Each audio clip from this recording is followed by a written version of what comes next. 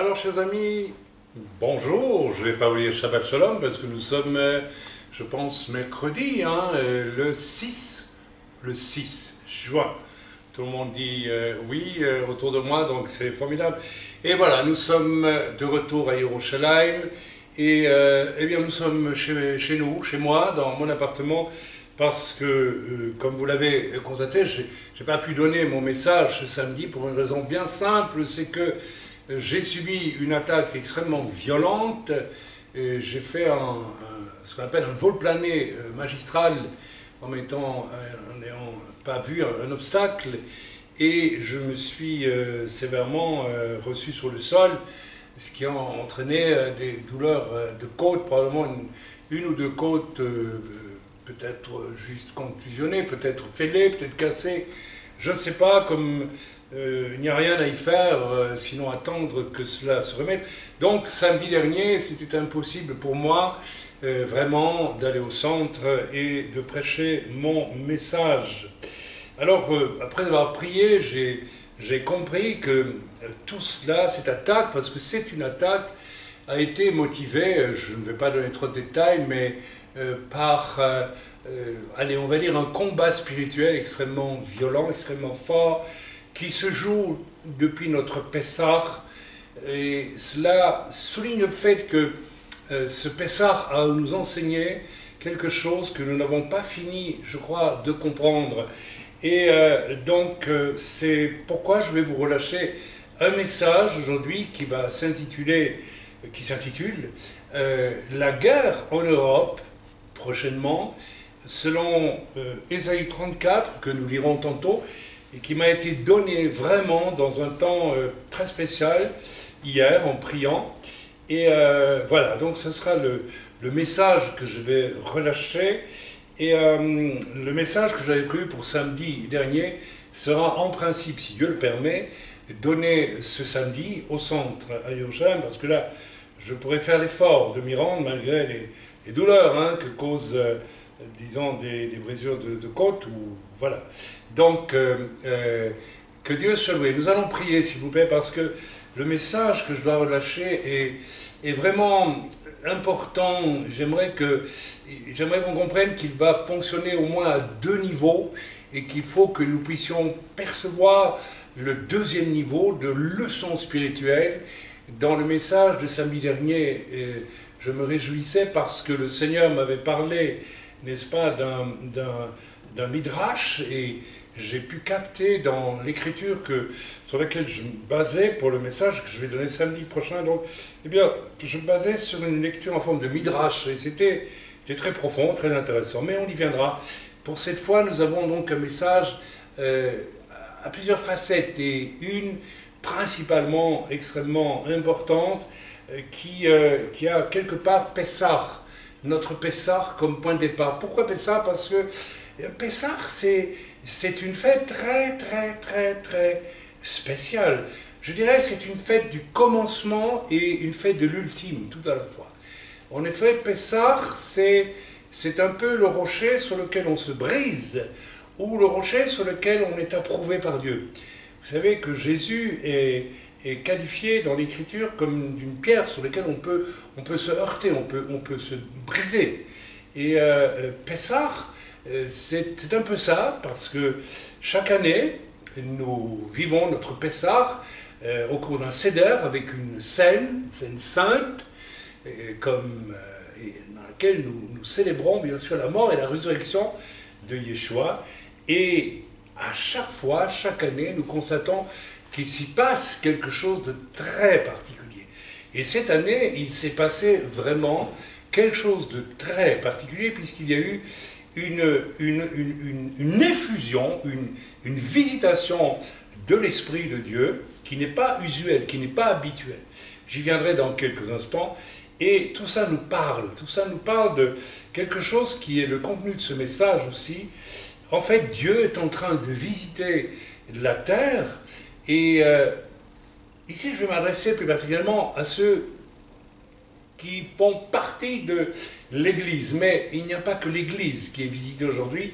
Israël est visité, Israël est prévenu, Israël est interpellé, j'y viendrai dans quelques instants, ou plutôt à la fin de ce message. Les nations sont interpellées, et Ésaïe 34, que nous lirons dans le fil de ce message, nous parle que le temps est venu d'un jugement extrêmement sévère sur les nations, sur les nations. Bien, nous y viendrons dans quelques instants. Excusez-moi, il fait très chaud ici, et je vais donc enlever mes lunettes pour essuyer mes yeux, autrement ça va me piquer, et puis je devrais interrompre ce message. Voilà, alors frères et sœurs, j'ai vécu, mais vraiment, depuis que je suis rentré ici en Israël, j'ai vécu dans la foulée de ce que nous avons vécu à Pessah, et tout ce qui s'en est suivi, je vais vous en parler quelque peu, j'ai senti vraiment quelque chose de, comment je dire, de très fort, de très bouleversant, de très difficile, qui met en jeu, qui est en train de mettre en jeu peut-être autour de nous, mais pas seulement autour de nous, dans le monde entier, des conflagrations absolument radicales.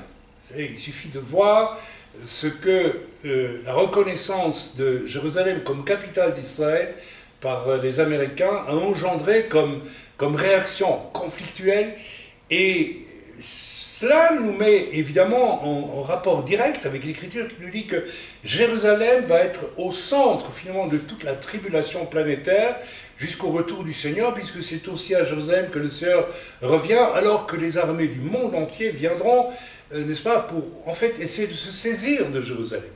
Et que beaucoup de choses vont se déroulent actuellement du fait de Jérusalem. La jalousie d'Ismaël, l'antique jalousie spirituelle d'Ismaël vis-à-vis d'Isaac est en train de, ici même en Israël, de s'exprimer jusque dans une espèce d'autodestruction d'Ismaël. Et ça nous rappelle ce qu'on a appelé le printemps arabe, et qui n'est pas du tout un printemps arabe, qui est plutôt un hiver musulman, comme le dit Guy Millière, et je suis d'accord avec lui, j'ai la même pensée, n'est-ce pas, puisque depuis le début de ce fameux soi-disant printemps arabe, nous assistons en fait à une autodestruction monumentale du monde musulman autour d'Israël.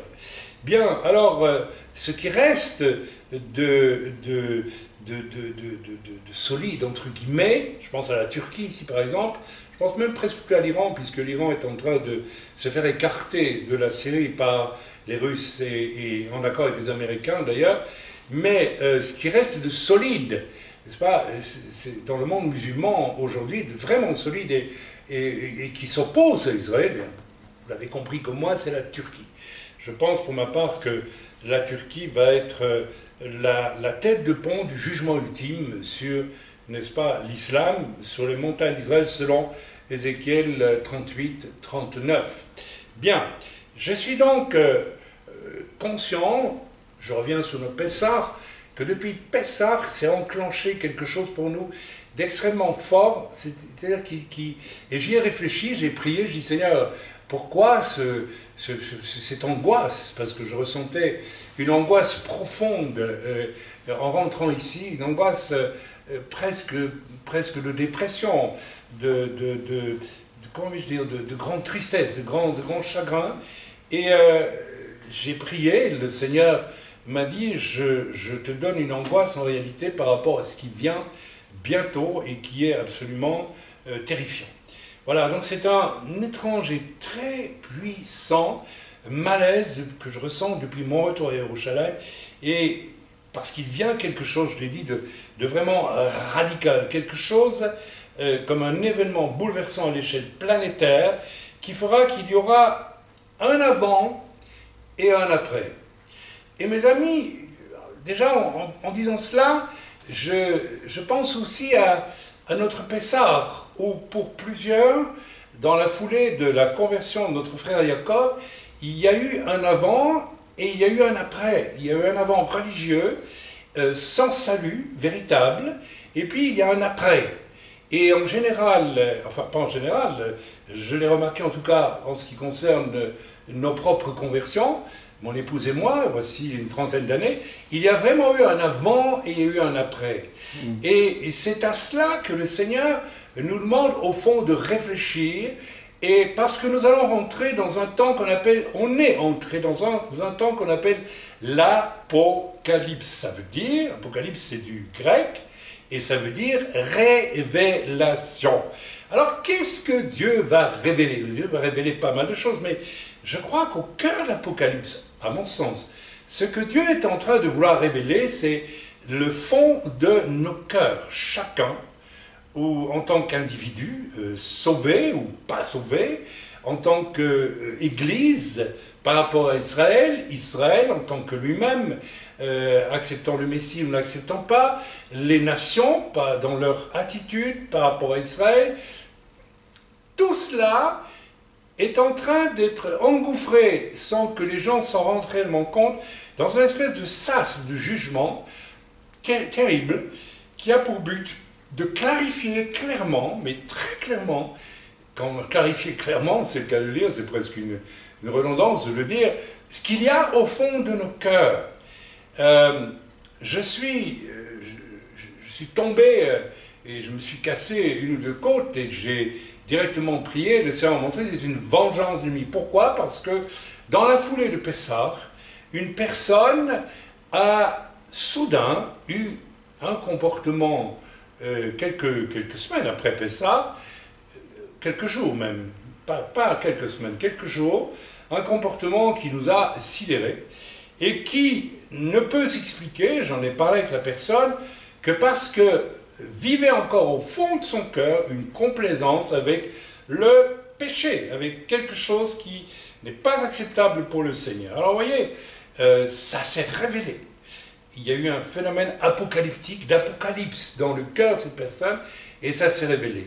Et comme le Saint-Esprit, grâce au discernement d'esprit, m'a permis de voir venir la chose dans la vie de cette personne, je l'ai, avec amour, mais fermeté, interpellée avant qu'elle n'arrive à une catastrophe, et elle a accepté d'être reprise. Après, il a fallu gérer la chose. Je lui ai dit, écoute, j'ai dit à cette personne, il faut que tu laisses maintenant la vérité venir à la surface. Il y a chez toi, si telle chose est arrivée, il y a par la force des choses une complaisance secrète au fond de ton âme par rapport à ce péché.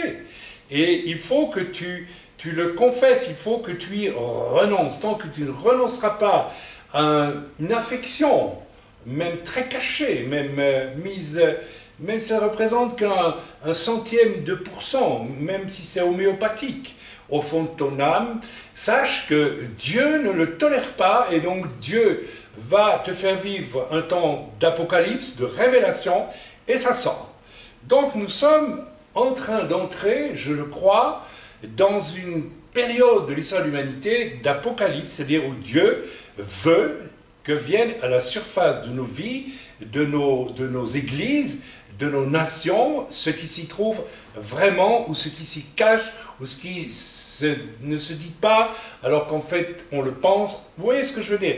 Il y a 1000 choses engouffrées. Vous savez, la réaction du président Macron, n'est-ce pas, complètement hors de sens par rapport à l'affaire de Gaza, est tout à fait significative. Ne venez pas me faire croire qu'un homme comme le président Macron, président de la République française, n'est pas au courant de ce qui s'est passé à Gaza, lorsque, en plus, on sait que nos services secrets israéliens aident copieusement les services secrets français pour lutter contre le terrorisme en France. Donc, la France est profondément concernée et informée de la réalité de ce qui s'est passé à la frontière israélienne avec le Hamas. Je n'ai pas besoin de détails, tout le monde sait que ce n'étaient pas des manifestants pacifiques venus faire un pique-nique, comme ça a été presque dit dans certains journaux français. Mais il y a donc là une espèce d'hypocrisie effroyable qui est en train de venir à la lumière. Et ça va aller de plus en plus, et cela va attirer aussi un jugement de Dieu qui a pour but, au fond, pas tellement de frapper, mais de faire venir en lumière.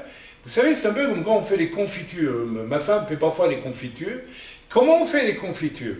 Eh bien, on met des fruits dans une casserole, on y met du sucre, je pense, un peu d'eau, non? Quelque chose comme ça, même pas. Et on fait chauffer. On fait chauffer la marmite de plus en plus. Et au fur et à mesure que la marmite chauffe, il y a de l'écume qui vient à la surface et on la retire. C'est pas propre pour être consommé dans le pot de confiture. Et ça dure le temps qu'il faut jusqu'à ce qu'il n'y ait plus d'écume. Je pense que c'est ça. Eh bien, mes amis, les jugements qui vont venir vont avoir pour effet, pour but, d'amener l'écume. Et ma foi, j'espère que, n'est-ce pas, dans certains cas, il n'y a pas que de l'écume, parce que s'il n'y a que de l'écume, eh bien, il ne restera rien du tout, tout simplement. Et je vous le dis tout de suite, je parle ici avec quelque chose que ça met dans mon cœur. Dans certains cas de vie et de nation, il y a finalement presque que de l'écume. C'est-à-dire que même, et non, excusez-moi, le Seigneur me parle ici, il me montre qu'il s'agit de l'Église. Une grande partie n'est que de l'écume aujourd'hui. Vous allez me dire, mais qui êtes-vous pour annoncer des choses comme celle-là? Eh bien, je les annonce parce que j'ai derrière moi 30 ans de ministère, je ne m'en vante pas, mais quand même, et j'ai vu l'évolution de l'Église, et je vois ce qui se passe dans bien des endroits, et je vais vous le démontrer dans quelques instants d'ailleurs, parce que je reçois aussi des informations, je visite les sites moi aussi, et donc je peux me rendre compte qu'il y a vraiment un problème très sérieux et qu'il nous faut absolument regarder en face. Le temps est venu pour Dieu de nous dire « Je veux que vous regardiez en face les choses, individuellement, collectivement, en tant que nation, en tant qu'Église, en tant que tout ce que vous voulez. » Bien, donc c'est extrêmement important. Il y aura donc, comme il y a Pessah, un avant et un après. Et nous allons rentrer dans cette espèce de, voilà, de canal de jugement dont le but est pédagogique. Parce que si vous lisez bien l'Apocalypse, vous verrez que tout au long de l'Apocalypse, par exemple, c'est pas un livre uniquement de calamité. C'est un livre où on ressent en permanence le désir de Dieu de voir les hommes se repentir. À tel point que dans l'Apocalypse, il est annoncé qu'un ange parcourra toute la terre pour annoncer l'évangile. De quelle façon, sous quelle forme? Est-ce que ça sera par conviction faite dans les cœurs? Est-ce que ça sera audible? Je ne sais pas. Je n'en sais rien du tout et ça n'a guère d'importance. Mais ce que je veux souligner, enfin ça n'a guère d'importance, ça en aura le jour où ça se manifestera. Mais ce que je veux souligner, c'est que le désir de Dieu de voir les hommes se repentir, et lorsqu'il est écrit dans la Bible, dans l'Apocalypse à certains moments, et les hommes ne se repentirent pas, ça veut dire aussi que le désir de Dieu était de les voir se repentir. L'esprit de Pessah. Mes amis, il y a eu cette année, je ne sais pas si ceux qui étaient à Pessah cette année s'en sont vraiment bien rendus compte, mais parce qu'il y a une espèce d'insensibilité. Alors je n'accuse pas ici les gens de chez nous, hein, mais je pense que l'on a pris pas mal de ces paracétamol en Occident, et je ressens qu'il y a effectivement une perte de sensibilité spirituelle par rapport à ce qui se passe autour de nous en général. J'ai le sentiment que les chrétiens que j'ai connus il y a 30-35 ans étaient beaucoup plus impactables par, n'est-ce pas, ce que l'Esprit de Dieu pouvait faire. C'est vrai qu'il y a un phénomène d'endormissement qui sera étudié à fond. Il n'y a pas que le paracétamol, il y a d'autres choses. Mais là, on entre dans un rayon extrêmement particulier. Je n'ai pas le temps de me lancer là-dedans maintenant. L'esprit de Pessah, il y avait à notre Pessah cette année une onction décisive, absolument décisive. Des onctions décisives. Alors, qu'est-ce que c'est qu'une onction décisive? Une onction décisive, c'est lorsque le Saint-Esprit, Dieu, notre Père, au nom de Yeshua, à travers le Saint-Esprit, prend la direction des choses dans une réunion ou dans une église ou dans tout ce que vous voulez, une prédication. Alors, il y a bien sûr l'imprégnation d'une prédication du fait du Saint-Esprit qui convainc de péché, de justice, etc.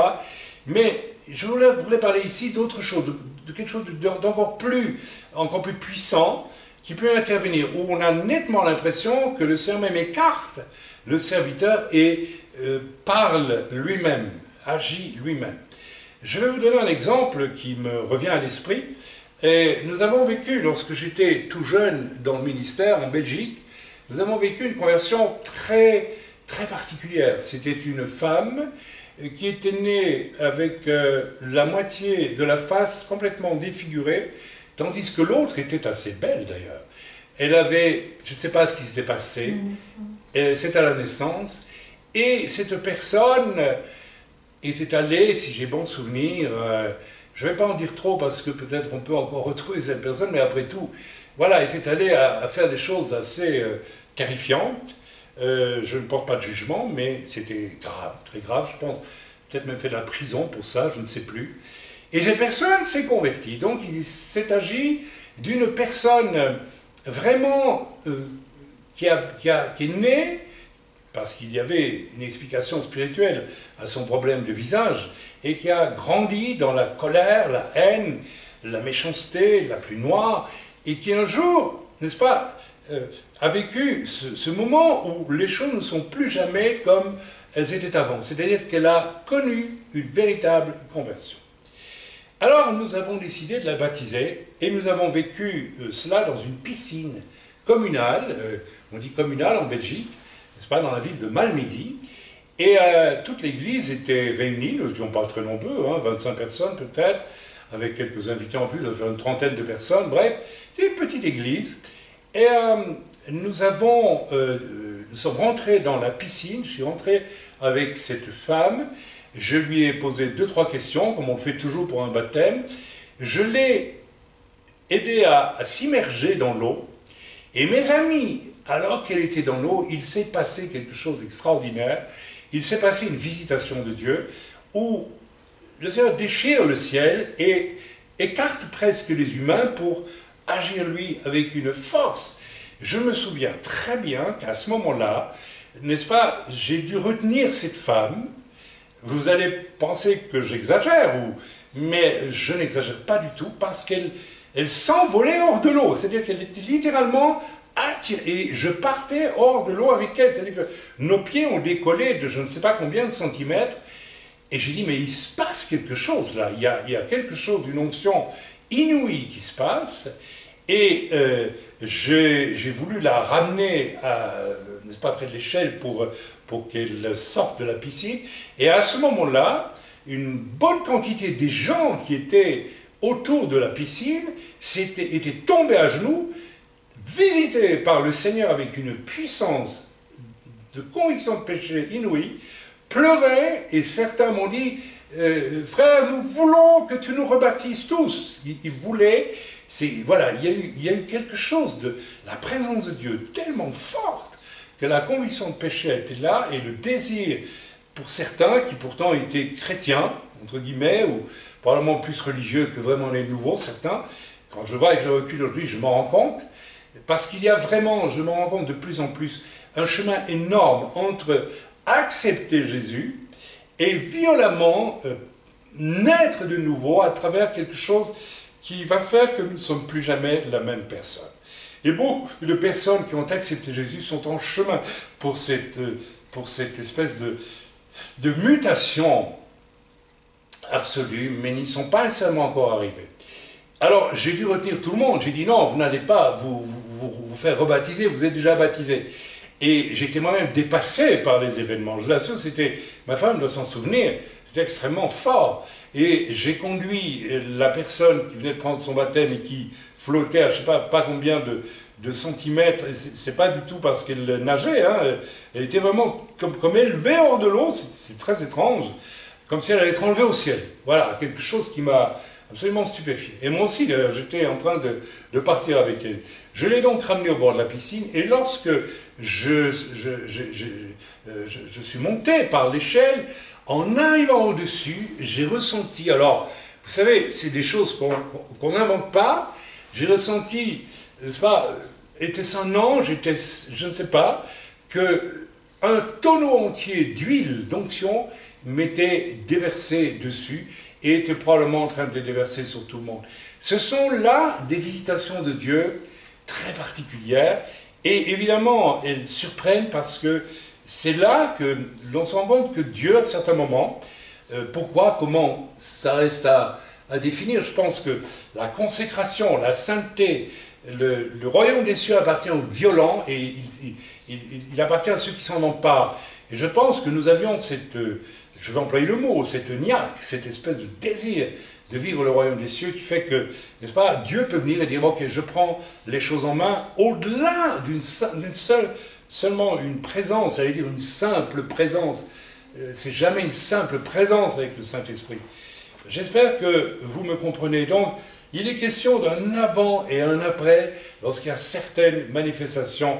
Je pourrais vous donner d'autres exemples comme cela, le réveil que j'ai connu au Cameroun, le réveil que nous avons connu en Italie, d'autres.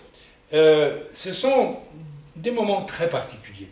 Ok, voilà, donc je vous ai donné, il y a déjà quelque temps, le témoignage de Jacob, ou plutôt non, là à Pessah, je me souviens que juste avant le Seder, donc où nous allions élever la coupe et le pain en mémoire du Seigneur, eh bien j'ai rappelé le témoignage de la conversion de Jacob, que vous avez tous suivi, je pense, sur notre site, ou sur YouTube, et j'ai prêché un message dont je ne me souviens même pas du contenu. Mais je sais qu'à la fin de ce message, je m'apprêtais à enchaîner avec le Seder, et le Seigneur, j'ai entendu cette douce voix du Seigneur qui me disait « Chaim, ici, écarte-toi, c'est moi qui vais agir. » C'est ça, hein?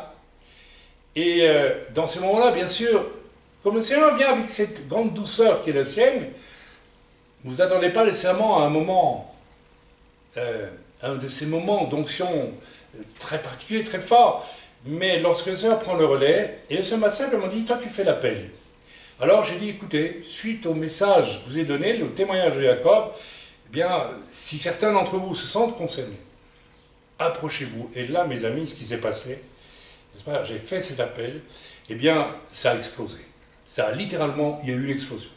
Il y a eu, moi j'étais là, sidéré, j'ai vu 15 personnes, au moins 15, qui sont ruées, mais ruées littéralement devant pour accepter le Seigneur. Je pense que ça a été filmé, non, je ne sais plus. Je ne sais pas si on a mis ça, ça a été filmé.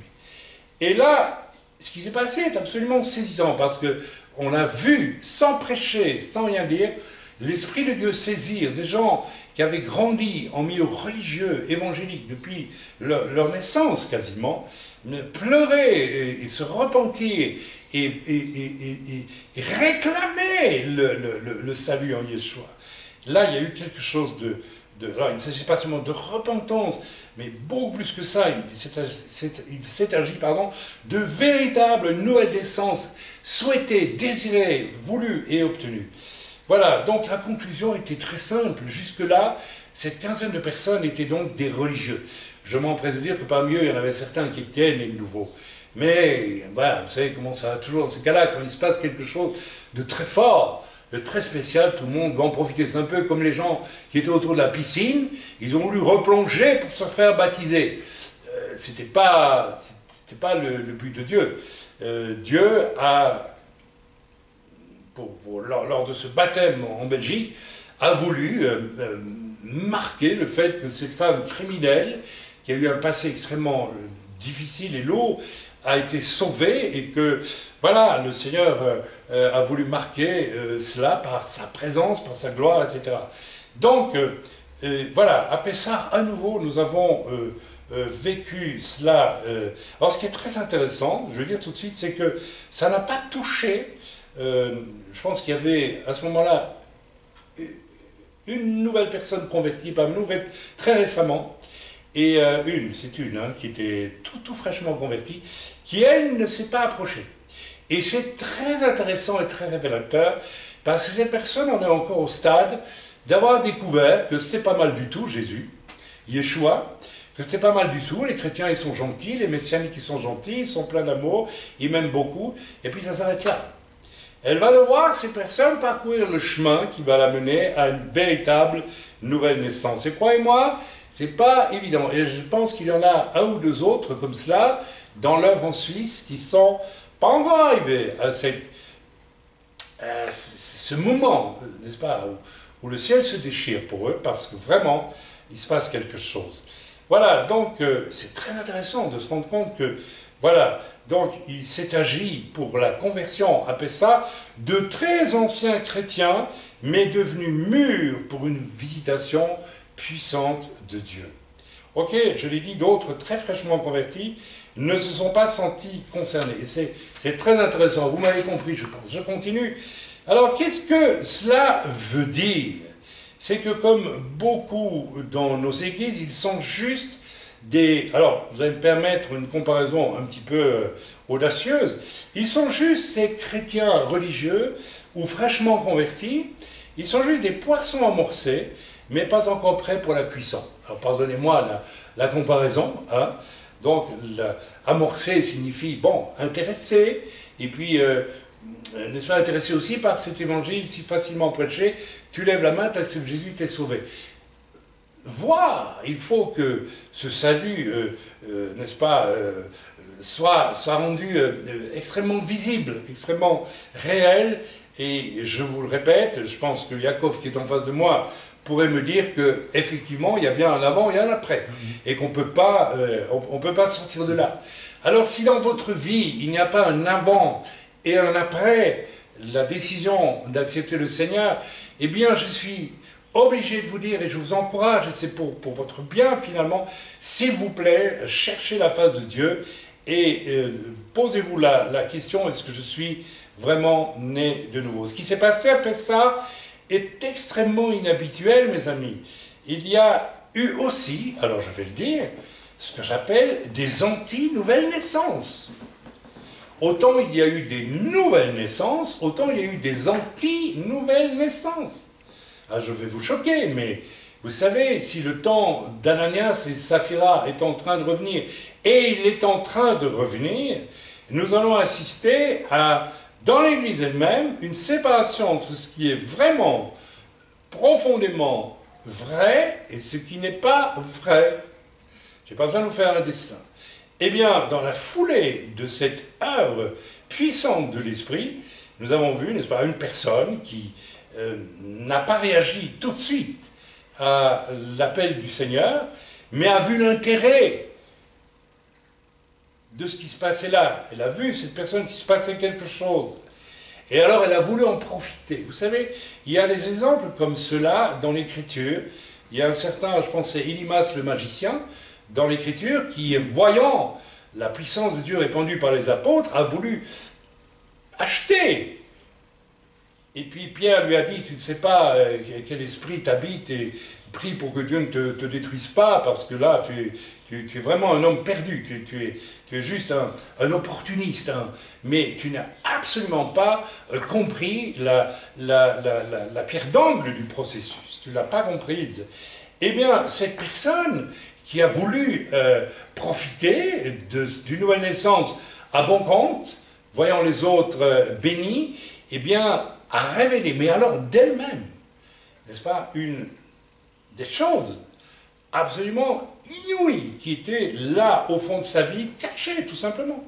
Cachées, éprouvant le besoin de s'en débarrasser à bon compte aussi, et puis sans qu'il y ait une véritable repentance, et encore moins une profonde conversion. De cette personne, aujourd'hui, nous n'avons plus aucune nouvelle. Nous ne l'avons pas mise à la porte, mais nous avons été stupéfaits de ce qui est sorti, et ces personnes a disparu. Pourtant, nous lui avons clairement posé la question, voilà, nous ne te mettons pas à la porte, mais il faut que tu repentir, il faut qu'il se passe quelque chose dans ta vie. Et nous te placerons, si tu restes dans l'œuvre, au banc de l'église, jusqu'à ce que l'on voit vraiment une nouvelle naissance. C'est le contraire qui s'est passé, cette personne a fait vraiment le contraire, elle a disparu, elle ne s'est plus manifestée alors que nous la connaissions depuis un certain temps. Ici, il faut que je souligne un message de plus en plus envoyé par Dieu, la rencontre avec le Dieu saint. Vous savez, quand vous avez des manifestations de Dieu comme celle-là, il faut faire attention où vous en êtes. Parce que si dans votre cœur vous êtes tiède, si dans votre cœur il y a de l'hypocrisie, si dans votre cœur il y a de la convoitise, si dans le cœur il y a de la haine, si dans votre cœur il y a de la jalousie, si dans votre cœur il y a de la concupiscence, dans votre cœur il y a de l'impureté, si dans votre cœur il y a de la complaisance pour quoi que ce soit d'impur, la pornographie ou autre, ça existe hélas beaucoup trop aujourd'hui.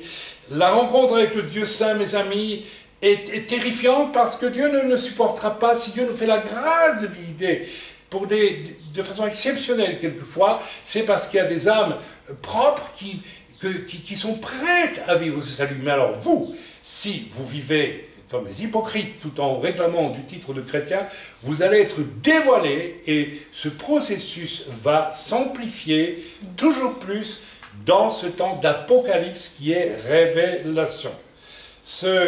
N'est-ce pas, la proximité du Dieu Saint lorsqu'il nous visite nous révèle et ne nous condamne pas, ne nous condamne pas.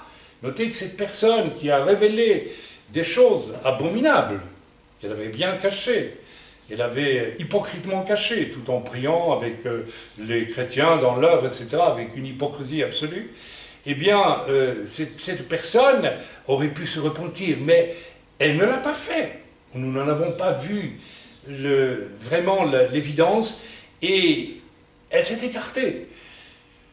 Vous savez, c'est assez effrayant, parce que je pense évidemment, et vous pensez certainement comme moi aussi, alors j'espère que cette personne ne va pas terminer sa vie comme cela, mais qu'est-il arrivé à Judas, n'est-ce pas, qui a été révélé, à quel endroit, au moment du Seder, quand le Seigneur va dire « Ceci est mon corps et ceci est mon sang », prenez-en tous, prenez ceci en mémoire de moi. Chaque fois que vous prendrez cette scène, faites-le en mémoire de moi. C'est à ce moment-là, n'est-ce pas, que chacun est révélé pour ce qu'il est autour du Maître.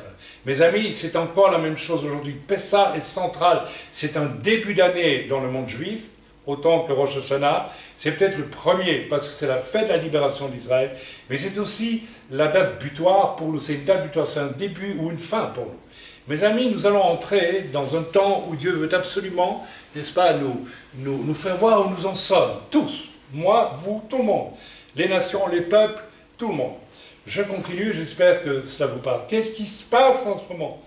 Alors, quittons un peu le terrain de notre Pessah, et je pense que Dieu révèle en profondeur ce qu'il y a dans nos cœurs en ce moment, et c'est ce qu'il va faire de plus en plus, car nous sommes en temps, je l'ai dit, d'apocalypse, et de plus en plus, ce qu'il y a au fond des choses, et donc au fond des cœurs aussi, va se révéler, car apocalypse, je l'ai dit, je le répète, veut dire révélation. Vous savez ce que c'est qu'un révélateur en photographie? Moi, j'ai étudié la photo quand j'étais jeune. Eh bien, on tirait des photos et on avait des films que l'on tirait dans une chambre noire, et ensuite on les passait dans des bains, et, n'est-ce pas, on révélait le film, et puis on projetait sur du papier sensible, et ce papier sensible qui était blanc, et qui restait blanc d'ailleurs, était ensuite mis dans un bain, j'ai oublié de quoi il était constitué, pardonnez-moi, et le bain révélait l'image. Eh bien, mes amis, l'humanité entière, et chacun d'entre nous aussi, est condamné, entre guillemets, à passer dans un bain révélateur. Vous pouvez donner l'impression d'être une page blanche, mais s'il y a quoi que ce soit d'imprégné au fond de vos âmes, le révélateur de l'Apocalypse va le mettre en lumière. Alors, plaise à Dieu que, n'est-ce pas, votre photo soit aussi blanche lorsqu'elle a été révélée que lorsqu'elle est entrée dans le bac du révélateur. Vous m'avez compris. Révélation et conséquence, et voilà, donc le révélateur de Pessah va devenir universel. C'est très intéressant d'ailleurs de voir que lorsque nous faisons, n'est-ce pas, à la fin de notre Shabbat, je l'ai encore fait samedi dernier, vous l'avez peut-être vu sur... non, pas samedi dernier, c'est samedi avant, pardon, vous l'avez vu, nous faisons Havdalah Shabbat.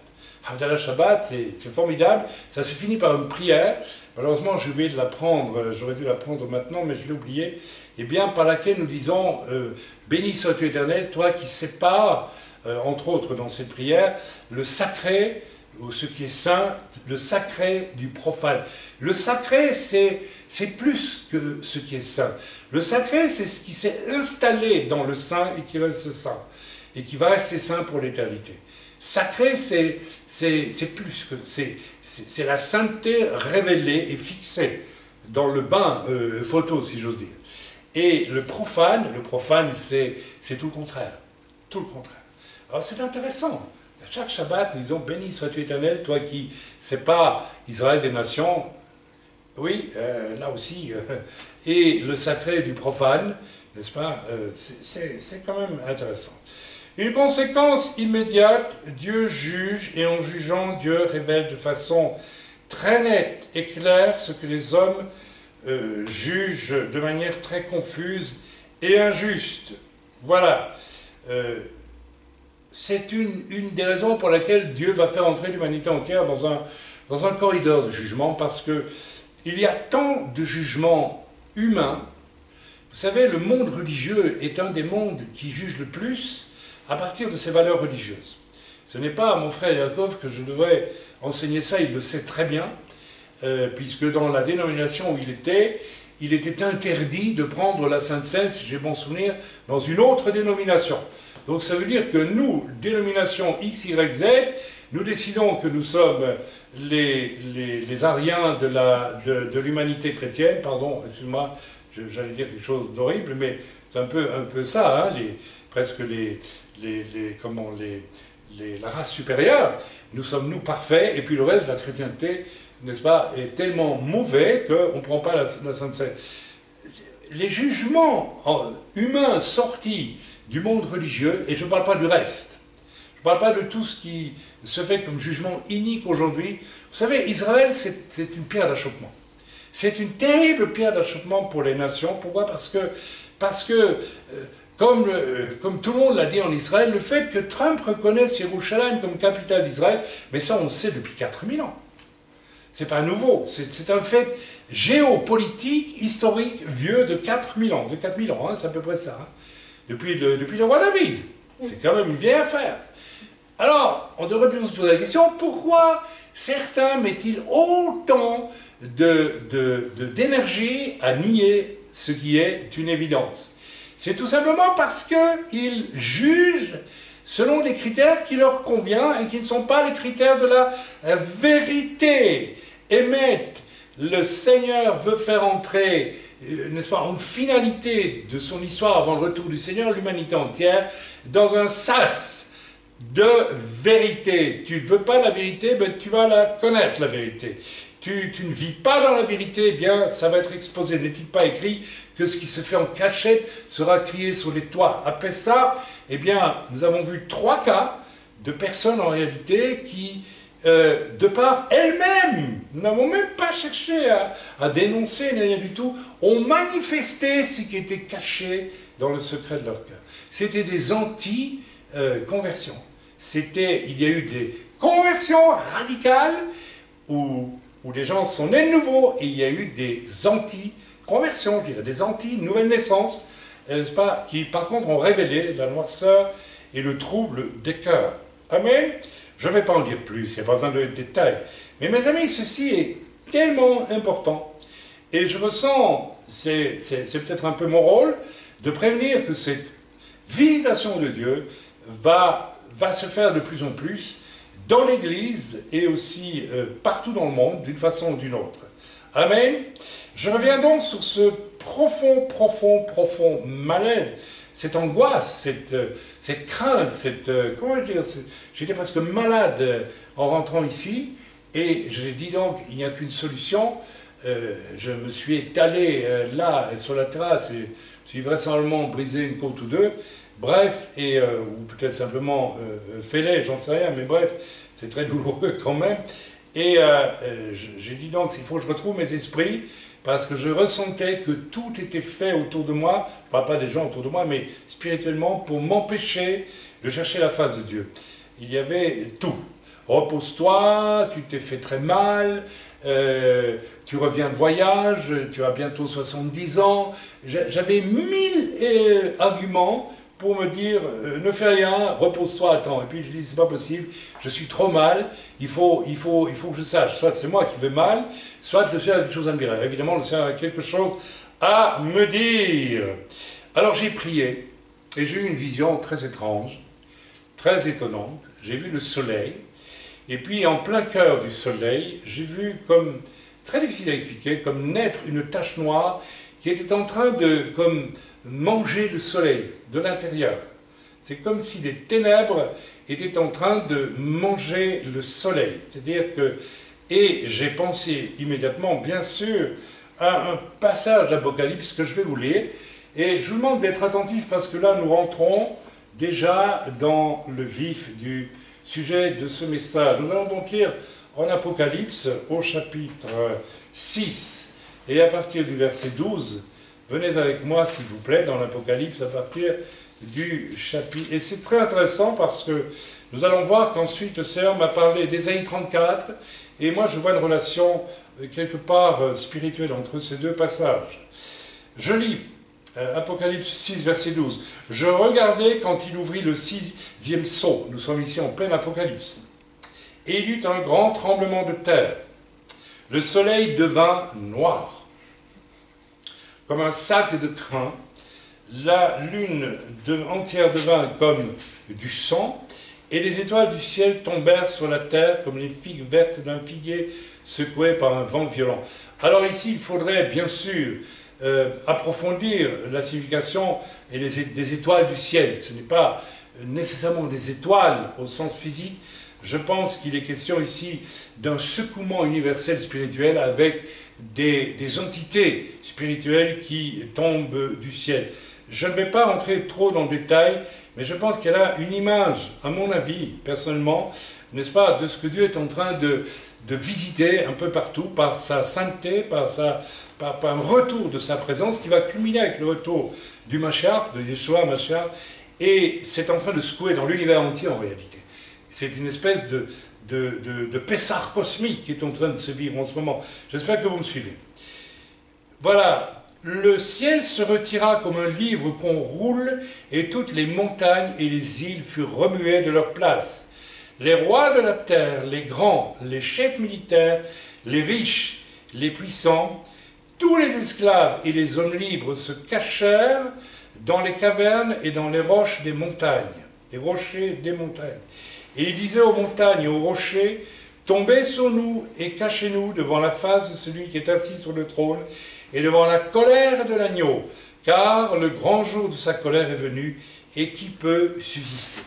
Voilà, mes amis, nous allons essayer d'aller maintenant dans le sens spirituel de tout ceci, et nous allons lire à présent, j'ai continué à prier, après avoir eu cette vision de ce soleil qui était comme rongé, ou comme si une espèce de... C'est très intéressant de voir une émulsion noire au cœur du soleil était en train d'attaquer la lumière du soleil, et j'ai bien sûr songé immédiatement à ce passage d'Apocalypse. Je vous relis quand même. Je regardais quand il ouvrit le 6e sceau, et il y eut un grand tremblement de terre, le soleil devint noir comme un sac de crin. Et cette lumière noire qui ressemblait d'ailleurs à quelque chose comme un sac de crin. Effectivement, c'était des petites courbes comme ça, mais très noires, et cela faisait penser à un sac de crin. Vous savez, le crin, c'est ce qu'on met dans certains sacs à partir des queues de cheval, je pense, et qui sont crépus un peu, hein, le crin ou le queue de cheval ou autre chose. Et c'était vraiment ce que je voyais, cette tache noire était comme du crin noir, n'est-ce pas, qui était en train d'émulsionner, comment dire autrement, je ne sais pas, en plein cœur du soleil. Bien, nous allons aller directement dans notre Ésaïe 34, parce que j'ai prié, et le Seigneur m'a donné alors le passage d'Ésaïe 34, il m'a dit, voilà le passage central de ta prédication, et je te demande donc de le lire. Nous allons lire ensemble parce que c'est clair, c'est explicite, et il y a deux parties dans tout ceci. Il y a une première partie où Dieu parle à toutes les nations de la terre, je dis bien toutes. Il y a une deuxième partie où Dieu s'adresse à Édom, et c'est en partie une continuation de quelque chose adressé aux nations qui sont Édom, en dehors du sud de la Jordanie. Je vous rappelle qu'Édom, ce n'est pas toute la Jordanie, puisqu'au-dessus de Édom, il y avait Moab, et au-dessus, il y avait les tribus d'Israël, qui sont aujourd'hui des lieux habités par la Jordanie. Voilà, dans ce qu'on appelait la Jordanie. Vous connaissez la Jordanie, vous connaissez la carte. Alors là, on va se trouver dans un jugement qui intervient pour ce qui relève d'Édom dans les nations d'Europe, mais progressivement, ça va s'orienter vers le jugement très détaillé de cette partie sud, qui se trouve au sud de la Jordanie, et qui est l'Édom historique. Donc, il faut bien comprendre l'évolution de ce chapitre pour en saisir la signification, et ce qui nous revient, enfin ce qui vous revient, si vous êtes européen notamment. Alors je lis, « Approchez, nations, pour entendre. Peuple, soyez attentifs. Que la terre écoute, elle et ce qui la remplit. Le monde et tout ce qu'il produit, car la colère de l'Éternel va se fondre sur toutes les nations. » Si nous retournons dans Apocalypse, nous voyons que, n'est-ce pas, nous allons relire ce verset. Il y a, pour moi, une évidente, je n'ai pas trouvé ça dans les commentaires, mais moi je me permets de voir une relation. Voilà, donc, excusez-moi, j'étais donc dans Apocalypse 6, pardon. Je suis à 16, donc je me suis un peu aventuré trop loin. Voilà, on retourne à 6. Il est clairement indiqué, alors tout ce passage d'Apocalypse 6 que je vous ai dit tantôt nous parle de la colère de Dieu, tout simplement. Amen. Et je lirai juste la finale au verset 17, car le grand jour de sa colère est venu et qui peut subsister. N'est-ce pas? La colère de l'agneau. Ici, l'agneau, c'est Jésus lui-même. N'est-ce pas? Ok, qui est assis sur le trône. Voilà. Car le grand jour de sa colère est venu. Attendez, relisons tout pour être à partir du verset 16. Et il disait aux montagnes et aux rochers, donc les hommes qui craignaient la visitation de Dieu dans la colère, dans le jugement sur la terre, tombez sur nous et cachez-nous devant la face de celui qui est assis sur le trône et devant la colère de l'agneau. Donc, celui qui est assis sur le trône, c'est Yeshua, et la colère de l'agneau. À moins qu'on puisse considérer aussi que sur le trône, c'est aussi le Père qui est assis. On pourrait presque dire en réalité que c'est le Père là, qui est assis sur le trône et la colère de l'agneau. Alors vous voyez qu'on n'a plus du tout à voir au Yeshua qui est venu pour sauver, on a affaire déjà au Yeshua qui revient pour juger et détruire sévèrement ce qui doit l'être. Donc déjà cette notion, voilà, car la colère de l'Éternel, je reviens donc dans Ésaïe au verset 2, car la colère de l'Éternel va fondre sur toutes les nations. Mes amis, vous faites ce que vous voulez de ce que je vous annonce là, mais je pense que Dieu m'a parlé dans un réma. N'est-ce pas? Nous sommes à deux doigts de voir, allez, je vais lâcher le morceau, probablement, une guerre mondiale et une guerre, le Seigneur m'a dit de vous prévenir, je veux centrer mon message surtout sur l'Europe, parce que le Seigneur m'a mis à cœur de parler de l'Europe, sur une guerre éminemment dévastatrice qui vient en Europe. Peut-être et sans doute ailleurs dans le monde, mais ce message s'adresse ici, n'est-ce pas, aux nations d'Europe. C'est ce que le Seigneur m'a mis à cœur de faire, donc j'obéis au Seigneur. Et sa fureur va fondre sur toute leur armée, il les voue à l'extermination, il les livre au carnage. Alors, ici, l'armée des nations, ce n'est pas des soldats, c'est toute leur armada de choses fausses.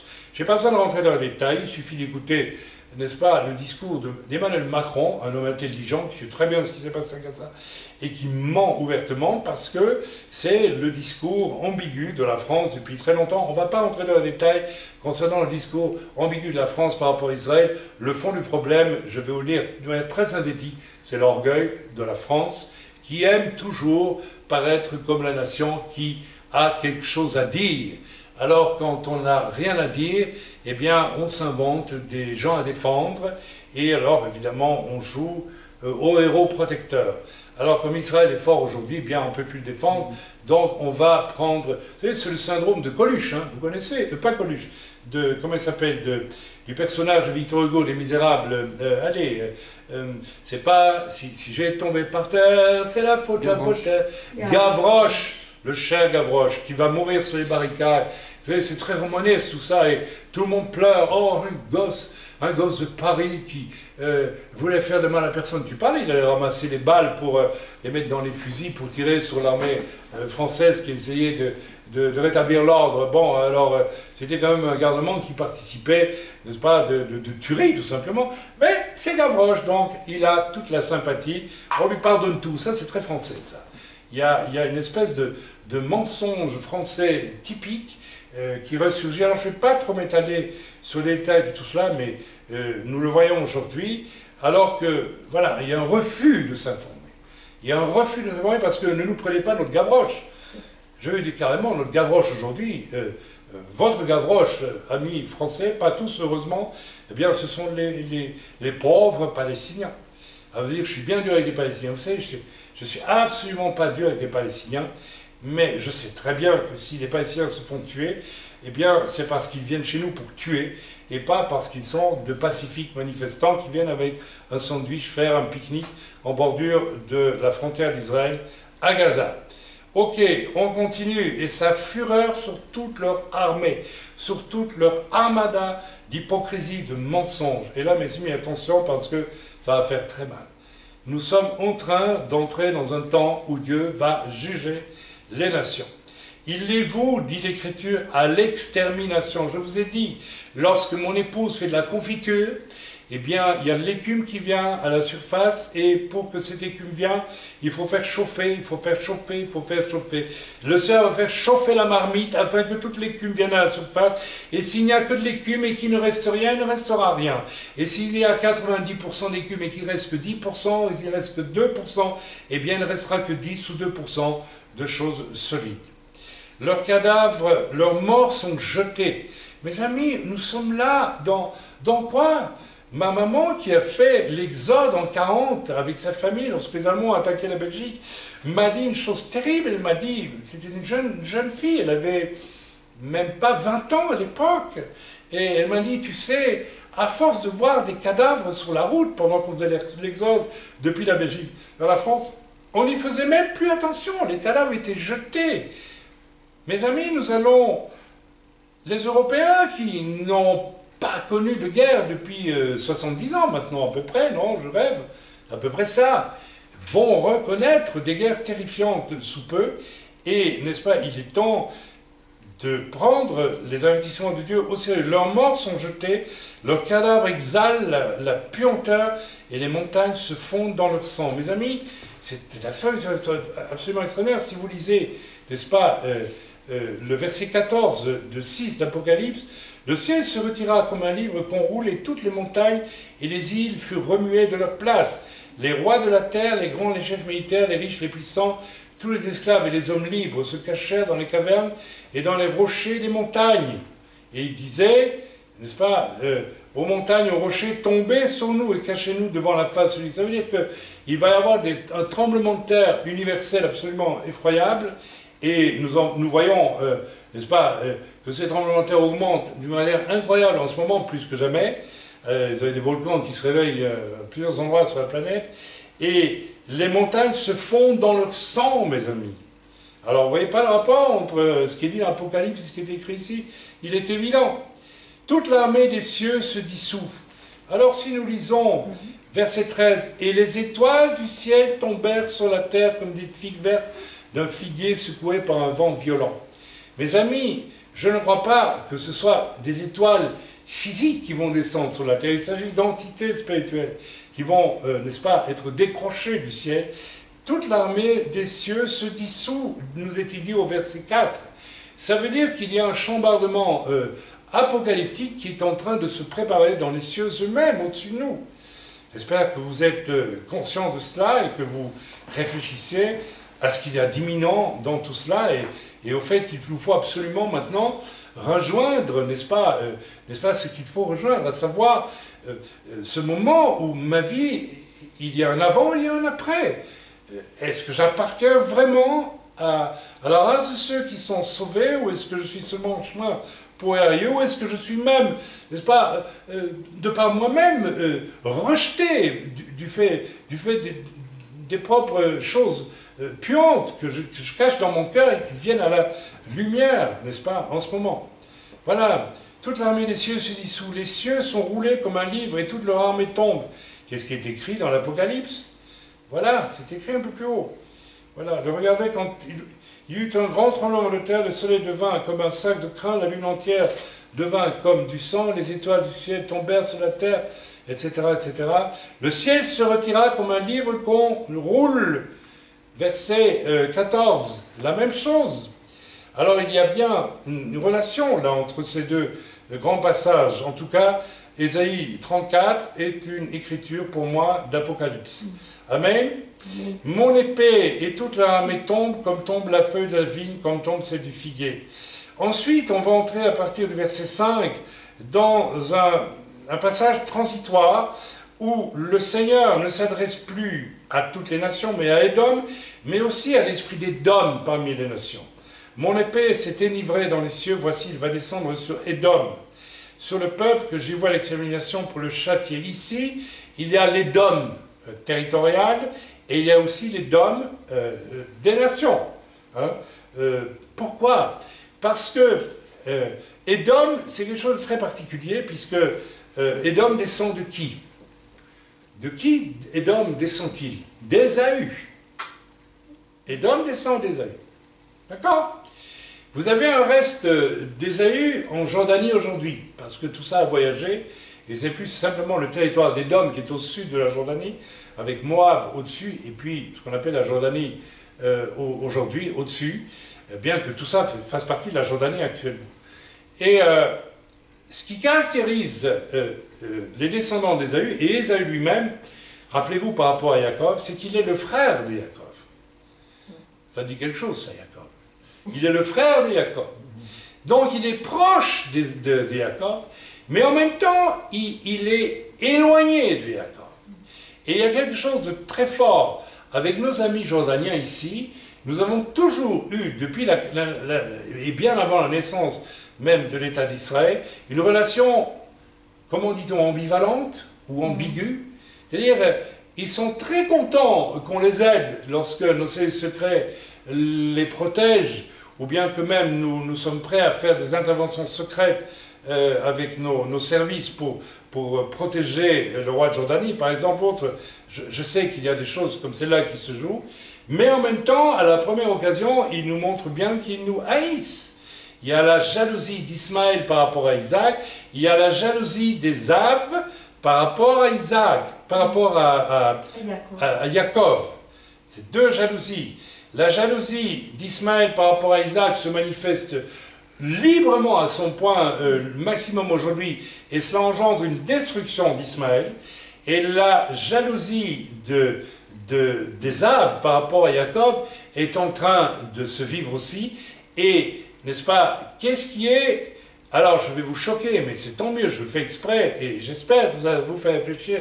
Qu'est-ce qui est historiquement le plus proche, le frère d'Israël?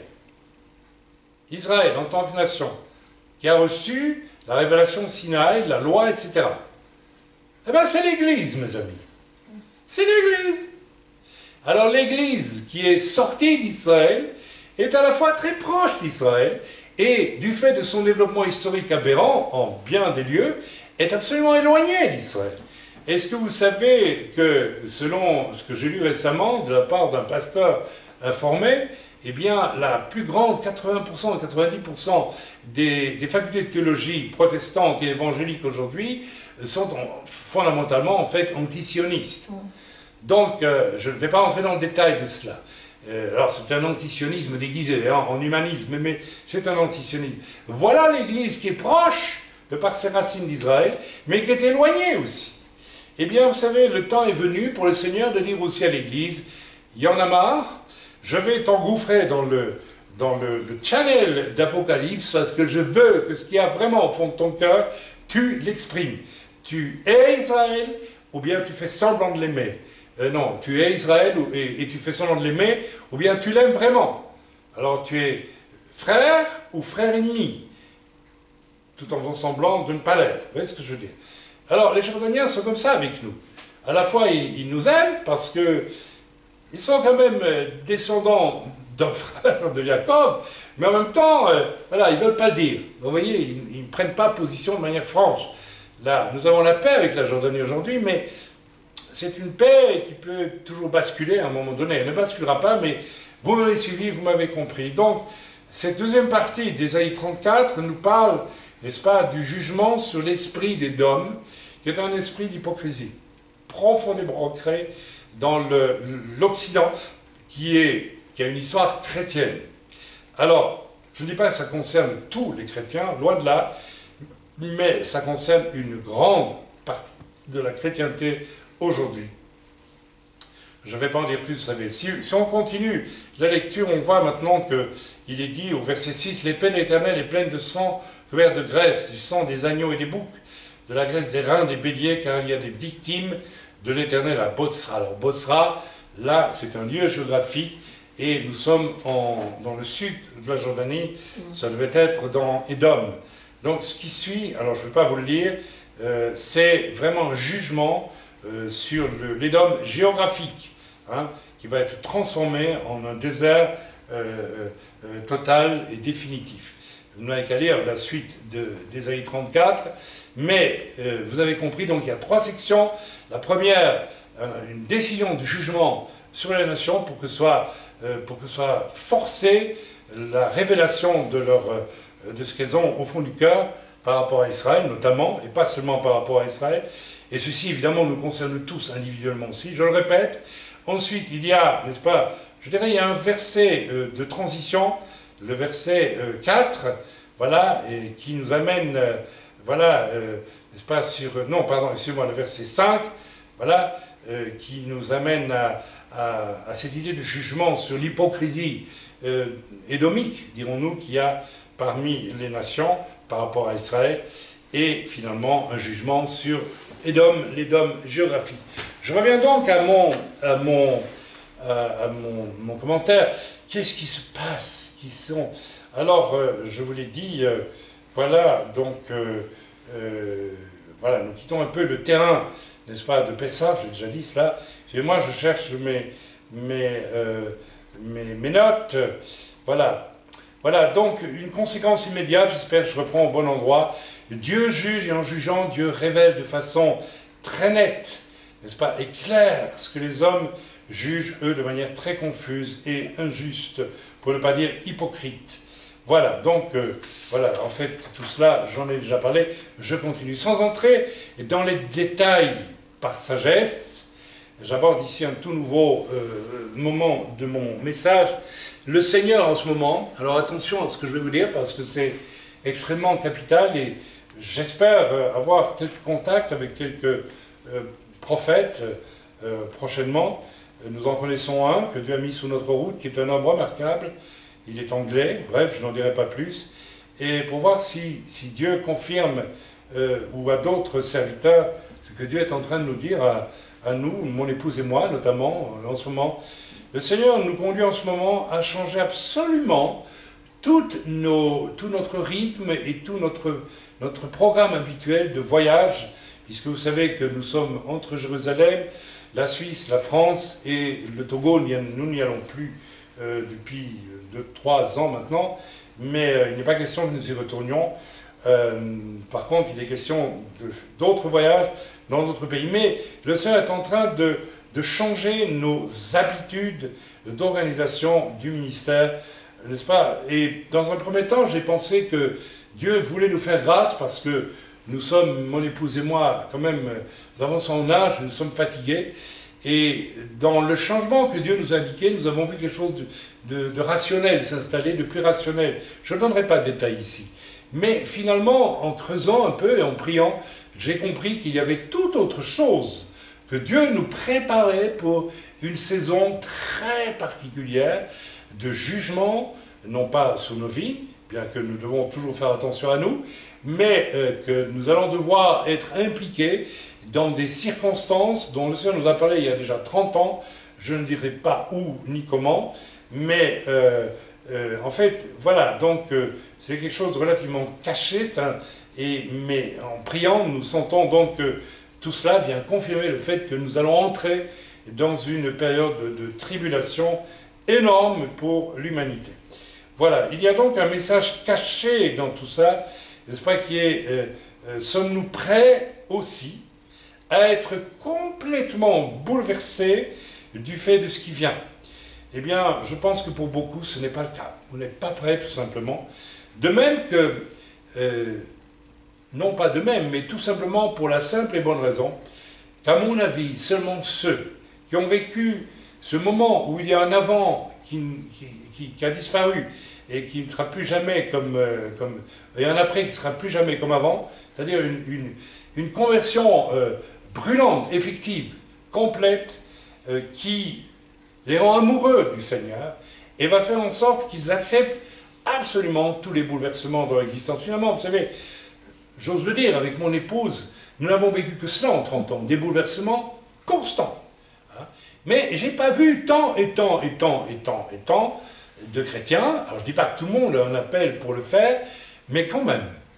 Donc, est-ce que nous sommes prêts, ou pas, à être pilotés par Dieu d'une manière très surprenante dans les temps qui viennent, parce qu'en même temps que Dieu va juger, Dieu va vouloir utiliser ces bons outils, j'espère que vous êtes un bon outil, et je crois, il y a de bons outils, beaucoup de bons outils. Je vois ça aux mails que je reçois, suite aux messages qui sont diffusés. Et voilà, vous devez prier, mes amis, en ce moment, prier et pouvoir absolument discerner si oui ou non vous êtes prêts à un ou à des bouleversements, même tragiques en apparence, dans vos habitudes présentes. Je vois vraiment en esprit des déplacements de population. Je parle de l'Europe. Des déplacements de population absolument insensés. J'ai vu cela en priant, mes amis, et je suis obligé de vous le dire, donc je vous mets en garde. Ça vous paraît invraisemblable aujourd'hui. Vous savez, regardez déjà l'instabilité qu'amène toute cette question des immigrants, certains étant des réfugiés politiques qu'il faut recevoir, d'autres n'étant tout simplement que des gens qui veulent venir parce que, et voilà, pour 36 raisons, je ne vais pas porter de jugement là-dessus aujourd'hui, mais il y a une instabilité qui s'installe en Europe, extrêmement dangereuse, et je vois, dans un avenir pas très lointain, des déplacements de populations entières. Vous savez, s'il y a une guerre interfrançaise entre les musulmans, qui sont si nombreux en France, je ne sais pas combien de millions ils sont, et le reste de la population française, vous allez voir peut-être des villes entières qui vont se vider des Français afin que des musulmans y prennent le pouvoir. Ce n'est pas du tout utopique ce que je vous dis là. Et ça peut très bien survenir dans bien des endroits, n'est-ce pas? Il s'installe en ce moment une situation de pré-trouble gravissime dans toute l'Europe, y compris dans l'Europe orientale, n'est-ce pas, où les choses se radicalisent de partout, n'est-ce pas? Il faut vraiment nous y préparer. Je vois du fait de terribles guerres, ces déplacements de population insensés, des famines venir, des persécutions et des fuites nombreuses, mais plus en profondeur, des fuites physiques, des gens qui vont devoir fuir, absolument fuir, n'est-ce pas, les endroits où ils sont. J'étais très frappé par le courrier d'un frère que je connais bien, qui vit à Paris, que je salue au passage, s'il écoute le message, et qui, depuis, m'écrit souvent, de très très belles lettres d'ailleurs, et je l'en remercie vraiment au passage, parce que ça me fait du bien. C'est un homme intelligent, c'est un homme instruit, mais c'est aussi un fervent pour le Seigneur, et donc il a choisi de m'écrire, il leur demande des lettres très intéressantes, avec ses réflexions, etc. Je les collectionne, peut-être qu'un jour j'en ferai un livre de tout cela, parce que c'est très intéressant de lire les réflexions au quotidien de quelqu'un qui est chrétien, qui réfléchit. C'est pas un juif, hein, c'est un chrétien, et chrétien qui sait réfléchir. Ça vaut la peine, c'est intéressant. Et depuis un certain temps, voilà 2 fois qu'il m'écrit, je songe à quitter Paris. Je pense à sortir de Paris. Et dans l'avant-dernier courrier qu'il m'a écrit sur ce sujet, je pense pas, je suis certain qu'il m'a écrit que plusieurs chrétiens qu'il connaît sur Paris songent à sortir de Paris, à fuir Paris, à quitter Paris. Alors, nous sentons qu'il y a là des choses qui sont en train de se jouer. Mais en profondeur, mes amis, je reviens là-dessus, et ça va être la fin de mon message, qui est plus court que d'habitude, vous l'aurez remarqué. Donc, gloire à Dieu, la question essentielle et qui fait vraiment sens aujourd'hui, c'est ce qu'il faut rechercher, c'est une vraie conversion comme celle que nous avons vu à Pessah. Et j'aimerais vous dire que des vraies conversions, ce n'est pas nécessairement joué. Parce que nous avons vu aussi, ce Pessah, des personnes réclamer le salut pour sortir d'un esclavage religieux vieux de plusieurs générations. Et curieusement, être libéré de cet esprit religieux, naître de nouveau, et réclamer de pouvoir, de vouloir utiliser cette nouvelle liberté pour être égoïste. C'est vous dire à quel point la nouvelle naissance n'est pas un coup de baguette magique. C'est une rencontre magistrale avec la sainteté de Dieu qui met en lumière, même lorsque nous naissons de nouveau, des choses qui doivent être encore dramatiquement mises en lumière par l'Esprit pour être éradiquées. Je ne crois pas aux conversions du type béni oui-oui, ou bien où les personnes deviennent... Parce que tout simplement, cette fausse doctrine qui a été répandue par certaines dénominations évangéliques, n'est-ce pas, a fait des ravages terribles. Levez la main, ça suffit, vous êtes sauvés, vous n'avez plus aucun problème. Ce n'est pas vrai. L'accointance, la proximité du Dieu Saint va automatiquement amener une confrontation avec les plus grandes profondeurs de chacun de nos cœurs. Et là où c'est nécessaire, Dieu va agir. C'est quand même assez significatif aussi, je ne vais pas m'étaler là-dessus, qu'après, n'est-ce pas, Apocalypse 6, nous avons Apocalypse 7 qui démarre avec quoi? Avec les 144 000 qui vont évangéliser la terre. Mes amis, vous ne voyez pas qu'il y a un rapport. Je ne vais pas m'étaler, mais il y a un rapport. Dieu est en train de chercher une armée d'hommes et de femmes vraiment nés de nouveau. 144 000 Hébreux, Israélites, pas Israéliens, Israélites de chaque tribu d'Israël, descendants de chaque tribu d'Israël. Mais vous savez, l'appel est lancé aussi à une foule de chrétiens aujourd'hui. Et cette armée, Dieu la cherche. Et je suis convaincu que ce qui est arrivé à Pessah, et ce qui est arrivé avec toi, mon cher Jacob, une semaine ou deux avant, eh bien c'est ça que Dieu est en train de faire. Dieu est en train de faire des visitations très fortes, très spectaculaires, pour essayer d'attirer à lui des soldats propres, nets, armés, une église sans tache ni ride qui va pouvoir être utilisée dans les temps difficiles. Et moi je peux vous dire que si Dieu vient de changer tout notre organigramme habituel de fonctionnement, mon épouse et moi, c'est tout simplement parce nous savons déjà où il va vouloir nous utiliser dans un temps très très difficile qui vient, dans un lieu donné, dans un pays donné. Je n'en dirai pas plus. Donc mes amis, voilà, Dieu veut déverser son esprit avec puissance aussi pour un radical dévoilement de ce qui est vrai ou faux, n'est-ce pas? Que ce soit dans nos vies, que ce soit au niveau de nos nations. Vous savez, c'est inouï de voir avec quel acharnement, en France par exemple, on s'acharne pour faire passer Trump pour un débile, pour un obsédé sexuel, un impulsif. Mais en réalité, il est comme il est, mais je ne crois pas qu'il soit complètement idiot, mes amis. Il est parvenu à faire en sorte que le chômage aux États-Unis avoisine 0 ou 2%, quelque chose comme ça. Oui, on en est là. Ok.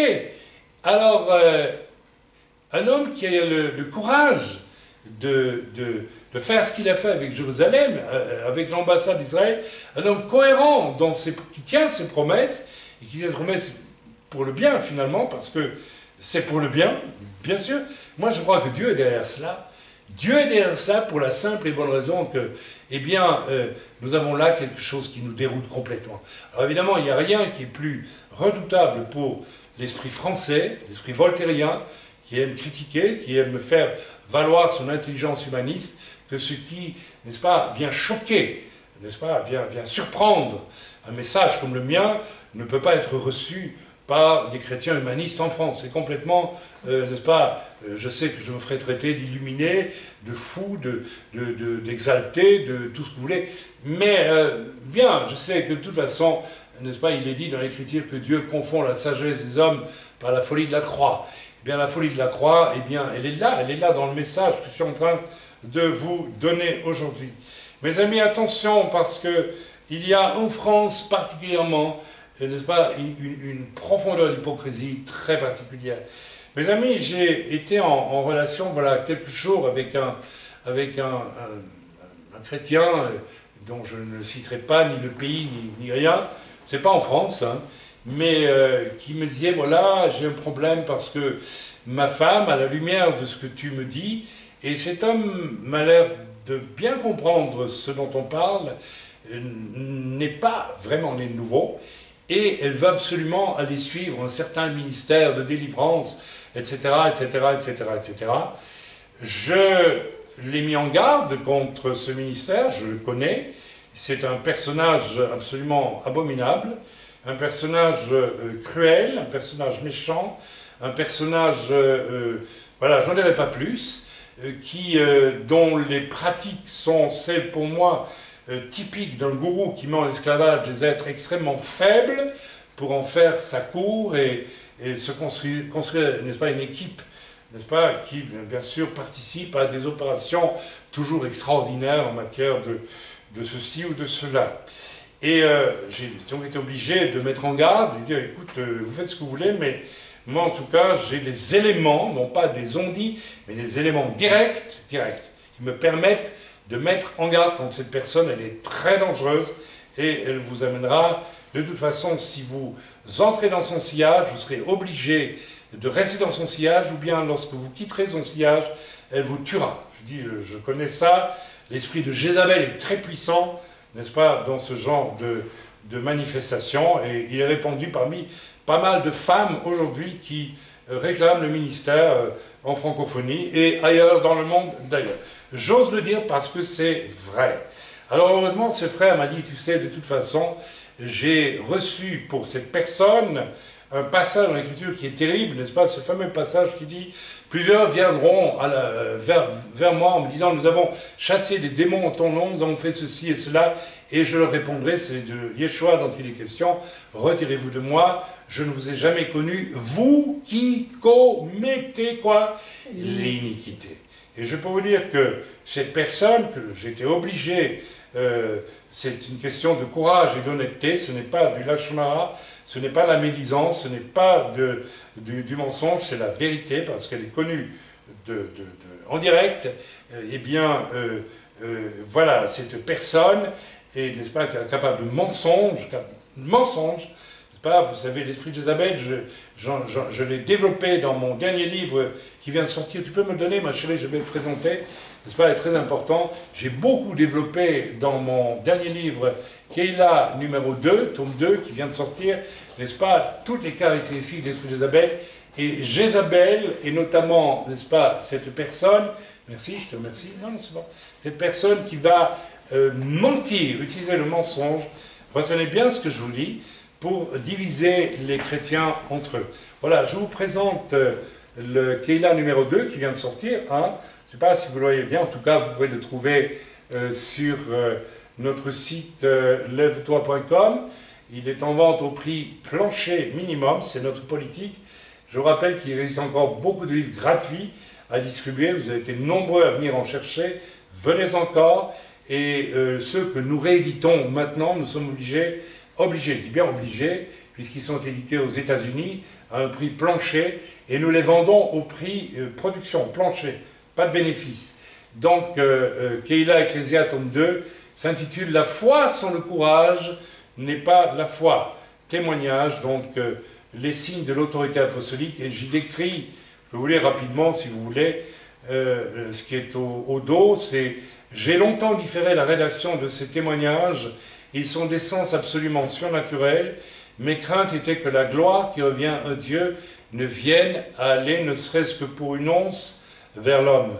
Partant, la crainte de voir ces actions commandées par l'Esprit de Dieu et qui agirent sur des plans aussi inattendus qu'élevés dans les cieux comme sur la terre ne suscite des vocations aussi charnelles qu'intempestives.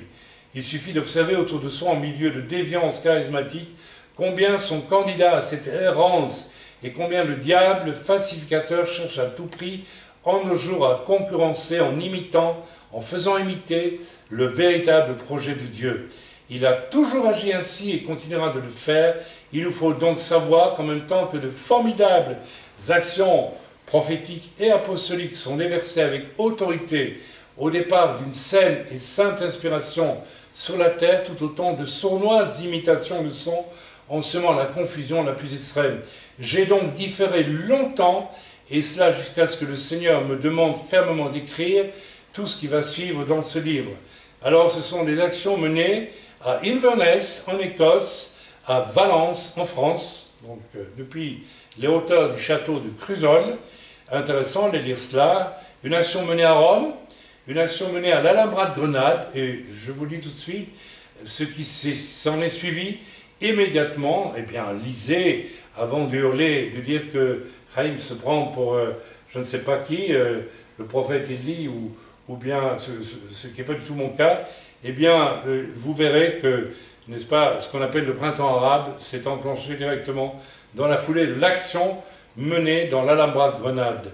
N'est-ce pas, Bruxelles aussi, eh bien, une action très forte a été menée, n'est-ce pas, par proclamation dans un lieu très particulier à Bruxelles.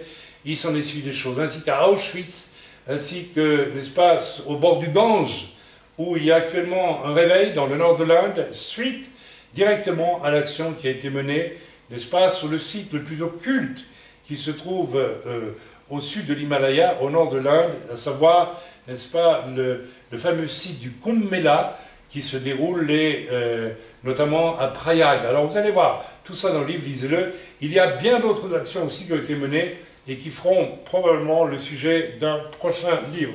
J'en ai fini avec cela. Donc je prie en ce moment que Dieu vous éclaire. Êtes-vous, je reviens donc à ce que ce frère, n'est-ce pas, m'a dit concernant, et m'a dit que finalement son épouse avait décidé aussi, après avoir prié avec son mari, qu'il était préférable de ne plus suivre les enseignements de cette personne extrêmement violente, extrêmement arrogante et orgueilleuse, il faut le dire. Hein. Voilà, je prie en ce moment que Dieu vous éclaire. Êtes-vous bien un suiveur non né de nouveau de ce type de ministère? Voilà, n'existez-vous que par des ministères super ceci ou super cela, dans le but au fond de combler une espèce de vide qui serait là au fond de votre cœur. Et que signifie ce vide, si ce n'est que vous êtes religieux et non pas né de nouveau? Mes amis, je pose la question à Yaakov qui est derrière la caméra, est-ce que Dieu n'a pas rempli les choses de manière complète, suffisante, quelque part, depuis le jour où tu as accepté le Seigneur? Amen. Est-ce que tu éprouves le besoin d'aller écouter un super ministère de ceci ou cela? Si Dieu t'y conduit, si Dieu te le demande, tu iras bien sûr. Mais est-ce que tu en as le besoin? Non. Il n'en a pas le besoin. Moi non plus. Vous savez, je me rappelle de l'époque où en France, n'est-ce pas, Yom Kicho, dont le fils fait de la prison, je pense, en ce moment, ou lui-même, pour des histoires un peu spéciales, eh bien, je ne suis pas en train ici de me réjouir de cela, mais Yom Kicho venait en France tous les ans. Et alors, tous les pasteurs que je connaissais en France montaient à Paris écouter Yom Kicho. Et très étrangement, moi, je prie toujours avant, pour savoir si je dois ou pas aller écouter tel ou tel serviteur. Et le Seigneur m'a dit, non, tu ne montes pas à Paris, j'ai eu travail pour toi sur place, qui t'a demandé de monter à Paris? Et tous mes collègues pasteurs de l'époque me disaient en France, mais tu ne montes pas, mais dis donc, mais quel orgueil, mais quelle indépendance, mais tu ne te rends pas compte, c'est le ministère de ce moment, il faut l'écouter. Bref, il faut faire du Yom Kicho, quoi. Vous savez, Dieu ne nous demande pas de faire du Yom Kicho, ou de faire du Krangon, ou de faire tout ce que vous voulez. Dieu vous demande d'être ce qu'il veut que vous soyez vous. Je me réjouis parce que sur Lève-toi, nous avons Yaakov qui prêche. J'aime bien écouter ses messages. Nous avons Arnaud qui prêche. J'aime bien écouter ses messages. Nous avons Samuel qui prêche. Nous avons nos frères du Togo qui prêchent. Il y a aussi Chaim qui prêche. Eh bien, c'est merveilleux parce que nous sommes 6 finalement, c'est ça, hein? Nous sommes 6. Et 6 types de messages absolument différents. Et j'en suis réjoui. Ça serait pour moi une catastrophe de voir que Yaakov imite Chaim, ou Samuel veut m'imiter. Et c'est pour moi un merveilleux fruit de voir que c'est absolument autre chose. Alors, on ne se contredit pas, on est d'accord, on est unis quelque part, mais on est originaux dans le sens où nous sommes chacun ce que Dieu a fait de nous. Ça, c'est absolument capital. Combien de chrétiens aujourd'hui sont concernés par cette espèce de vide identitaire absolument effrayant, qui indique simplement une chose, je vais vous dire. Vous êtes soit dans les mains de gens qui vous manipulent dans leur propre intérêt, ou bien vous êtes certainement des personnes non nées de nouveau. Parce que si vous étiez vraiment né de nouveau, vous seriez original pour le Seigneur, et non pas une photocopie bavassante devant je ne sais quel ministère. Convertissez-vous à Dieu par Yeshua et non à l'homme par l'homme. N'est-ce pas, oh là là, car aussi étrange que cela paraisse, non, car aussi, voilà, excusez-moi, je n'arrive pas à me lire, car maudit est l'homme qui se confie à l'homme, et maudit soit celui qui est pendu au bois.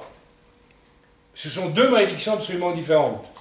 Celui qui est maudit parce qu'il est pendu au bois, c'est Yeshua, qui est maudit pour nous, d'accord? Et qui en échange nous donne notre véritable identité, on est d'accord? Et celui qui se confie dans l'homme, il est maudit parce qu'il se confie dans l'homme. C'est la plus grande bêtise que vous puissiez faire. Il suffit de voir le nombre de ministères aujourd'hui qui ont bien commencé, à qui Dieu a donné des dons, des talents et même un auditoire, et qui sont en train de tomber dans toutes sortes de dérives. N'est-ce pas? Et quelles dérives? Je ne citerai pas de nom. Et les gens continuent à les suivre. Pourquoi? Parce qu'on se confie dans l'homme. Et personne n'ose se lever pour dire, mais dites frère, ce que vous prêchez là, non, là, ça ne va plus, vous prêchez la 4e dimension. Je connais un ministère africain que j'ai bien connu à ses débuts. J'ai prophétisé pour lui il y a 25 ans à peu près. Je me souviens de lui, c'était un bon frère. Mais, vous savez, il avait été membre d'une secte avant de se convertir et il y avait quelque chose. Brave homme, gentil, aimable, tout ce que vous voulez. Bon cœur, tout, mais...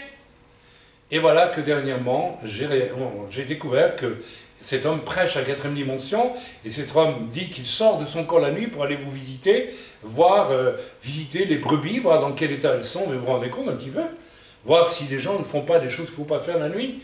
Non mais attendez, on est où là? On est dans l'occultisme africain à l'état pur, n'est-ce pas? C'est quelque chose de banal pour n'importe quel sorcier africain que de faire cela.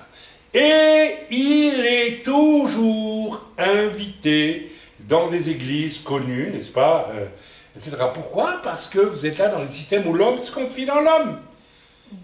Et c'est toujours ce que je dénonce depuis des années, et c'est la raison pour laquelle Dieu, je le répète une fois encore, m'a toujours interdit toute dénomination. Ce n'est ni par orgueil, ni par indépendance, mais c'est parce que les dénominations, à un moment donné, sont toujours infectées par l'homme pour l'homme. Et ne sont pas nécessairement en capacité. Et c'est pour ça que de grands mouvements de réveil aussi sont récupérés par l'homme par l'homme.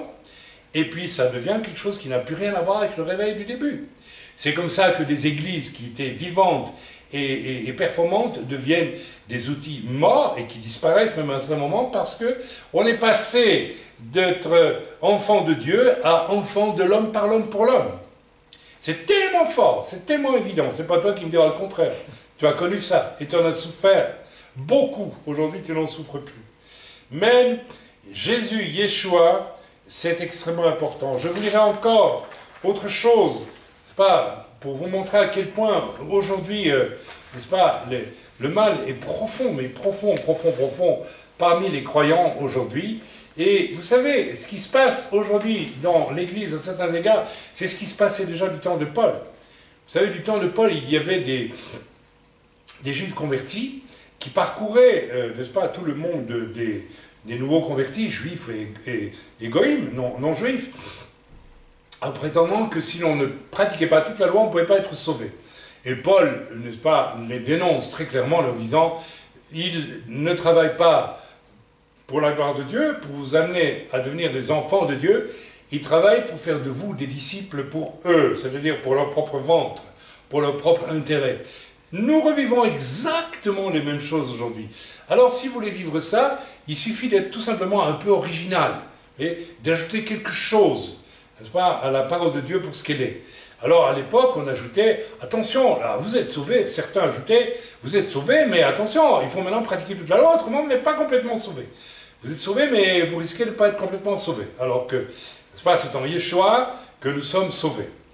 Alors, un frère m'écrit depuis la Belgique, il me dit « Bonjour Chaim, depuis quelques mois, je vois sur des réseaux un nouveau courant religieux. Je vais l'expliquer ainsi, une espèce de nouveau courant religieux, dit-il.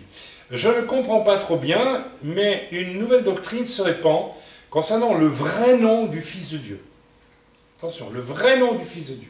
Donc, Jésus, Yeshua, attention, ce n'est pas le vrai nom du Fils de Dieu. Il a un vrai nom, mais vous ne le connaissez pas, et nous, on va vous l'expliquer. Parce que, attention, si vous ne priez pas au nom du vrai nom du Fils de Dieu, attention, vous priez le diable. C'est ça. Et ça marche, mes amis. Pourquoi? Parce qu'on appâte les gens avec ce genre de choses qui ne peut appâter que les gens qui ne sont pas nés de nouveau. Alors il continue ici, et il me dit, voilà, quelqu'un reçoit un jour la révélation du vrai nom du Messie, une théorie est développée et répandue sur Internet et les réseaux sociaux, et il cherche des disciples. Vous voyez, il le dit lui-même. Il cherche des disciples. Vous avez vraiment pensé à ces faux apôtres juifs qui s'étaient convertis à Jérusalem et qui couraient, n'est-ce pas, à toutes les églises pour dire, voilà, il cherchait des disciples. Mais pourquoi il cherchait des disciples? Pour les former, pour en faire des hommes de Dieu, ou bien pour en faire des disciples pour eux? Alors, mes amis, il y a un nombre considérable aujourd'hui de personnes, et je parle ouvertement à une grande partie du monde pastoral et de serviteurs évangéliques. En réalité, si vous ne sortez pas de là, vous êtes dans un système où on fait des disciples pour l'homme et pas des disciples pour Dieu. C'est très fort. Faire des disciples pour le Seigneur, c'est pratiquer la formation en marchant telle que nous l'avons remis au goût du jour, telle que certaines œuvres chrétiennes, semble-t-il. Il y en a en Bretagne qui fait ça, j'ai jamais été voir comment ils font. Mais vous savez, faire des disciples sur la formation en marchant, oh là là, ça va engager le formateur. C'est vivre avec la personne que vous excusez-moi, je vais quand même boire un peu parce que de soif, mon épouse me fait remarquer que j'ai mon verre de coca en main depuis une demi-heure.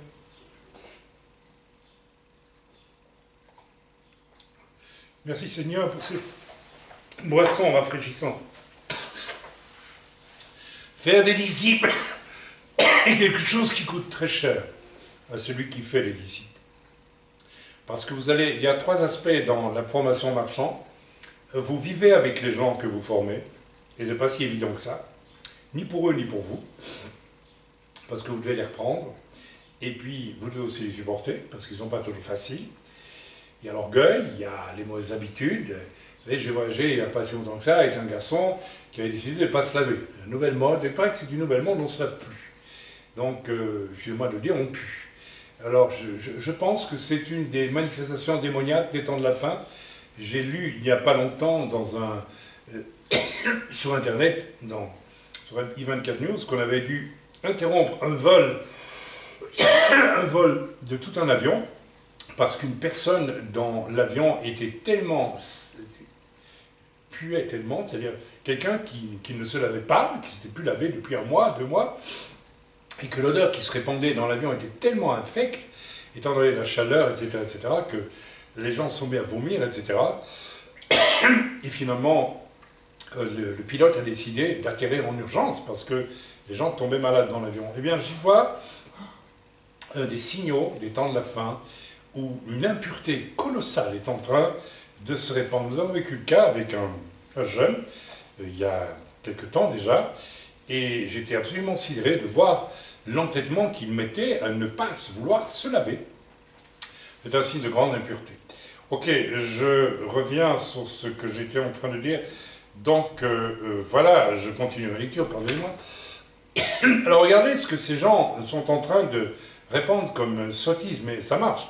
On trouve toujours un public pour ce genre de choses. Voilà, enfin, avec la théorie développée, la conclusion est que Jésus en français, ça vient de Jesus en grec, ou Yeshua en hébreu, et que c'est une invention du diable pour tromper les croyants. Le vrai nom serait Yahushua. Alors c'est vrai, Yeshua, c'est la contraction de Yahushua, hein, c'est Josué en fait. Oui. Mais de là à dire que Jésus, ou Yeshua en hébreu, c'est démoniaque, alors là, il faut y aller. Donc tous ceux qui ont reçu, me dit le frère, des guérisons au nom de Jésus autrefois, je suis concerné, j'ai prié pour des centaines, peut-être plus que des centaines de personnes au nom de Jésus, peut-être des milliers. Et j'ai vu des miracles et des guérisons au nom de Jésus, donc tout ça, c'était diabolique. Voilà. Donc, me dit-il, moi, je lui ai posé la question, donc toutes les guérisons que j'ai reçues au nom de Jésus autrefois, Dieu était donc d'accord de me les donner, mais on lui dit, donc les gens qui répandent cette doctrine, parce que tu étais dans l'ignorance de son vrai nom. Voilà. Mais ceux qui prient Jésus maintenant ne réussissent pas dans la vie et n'obtiennent pas réponse parce qu'ils prient le mauvais Messie.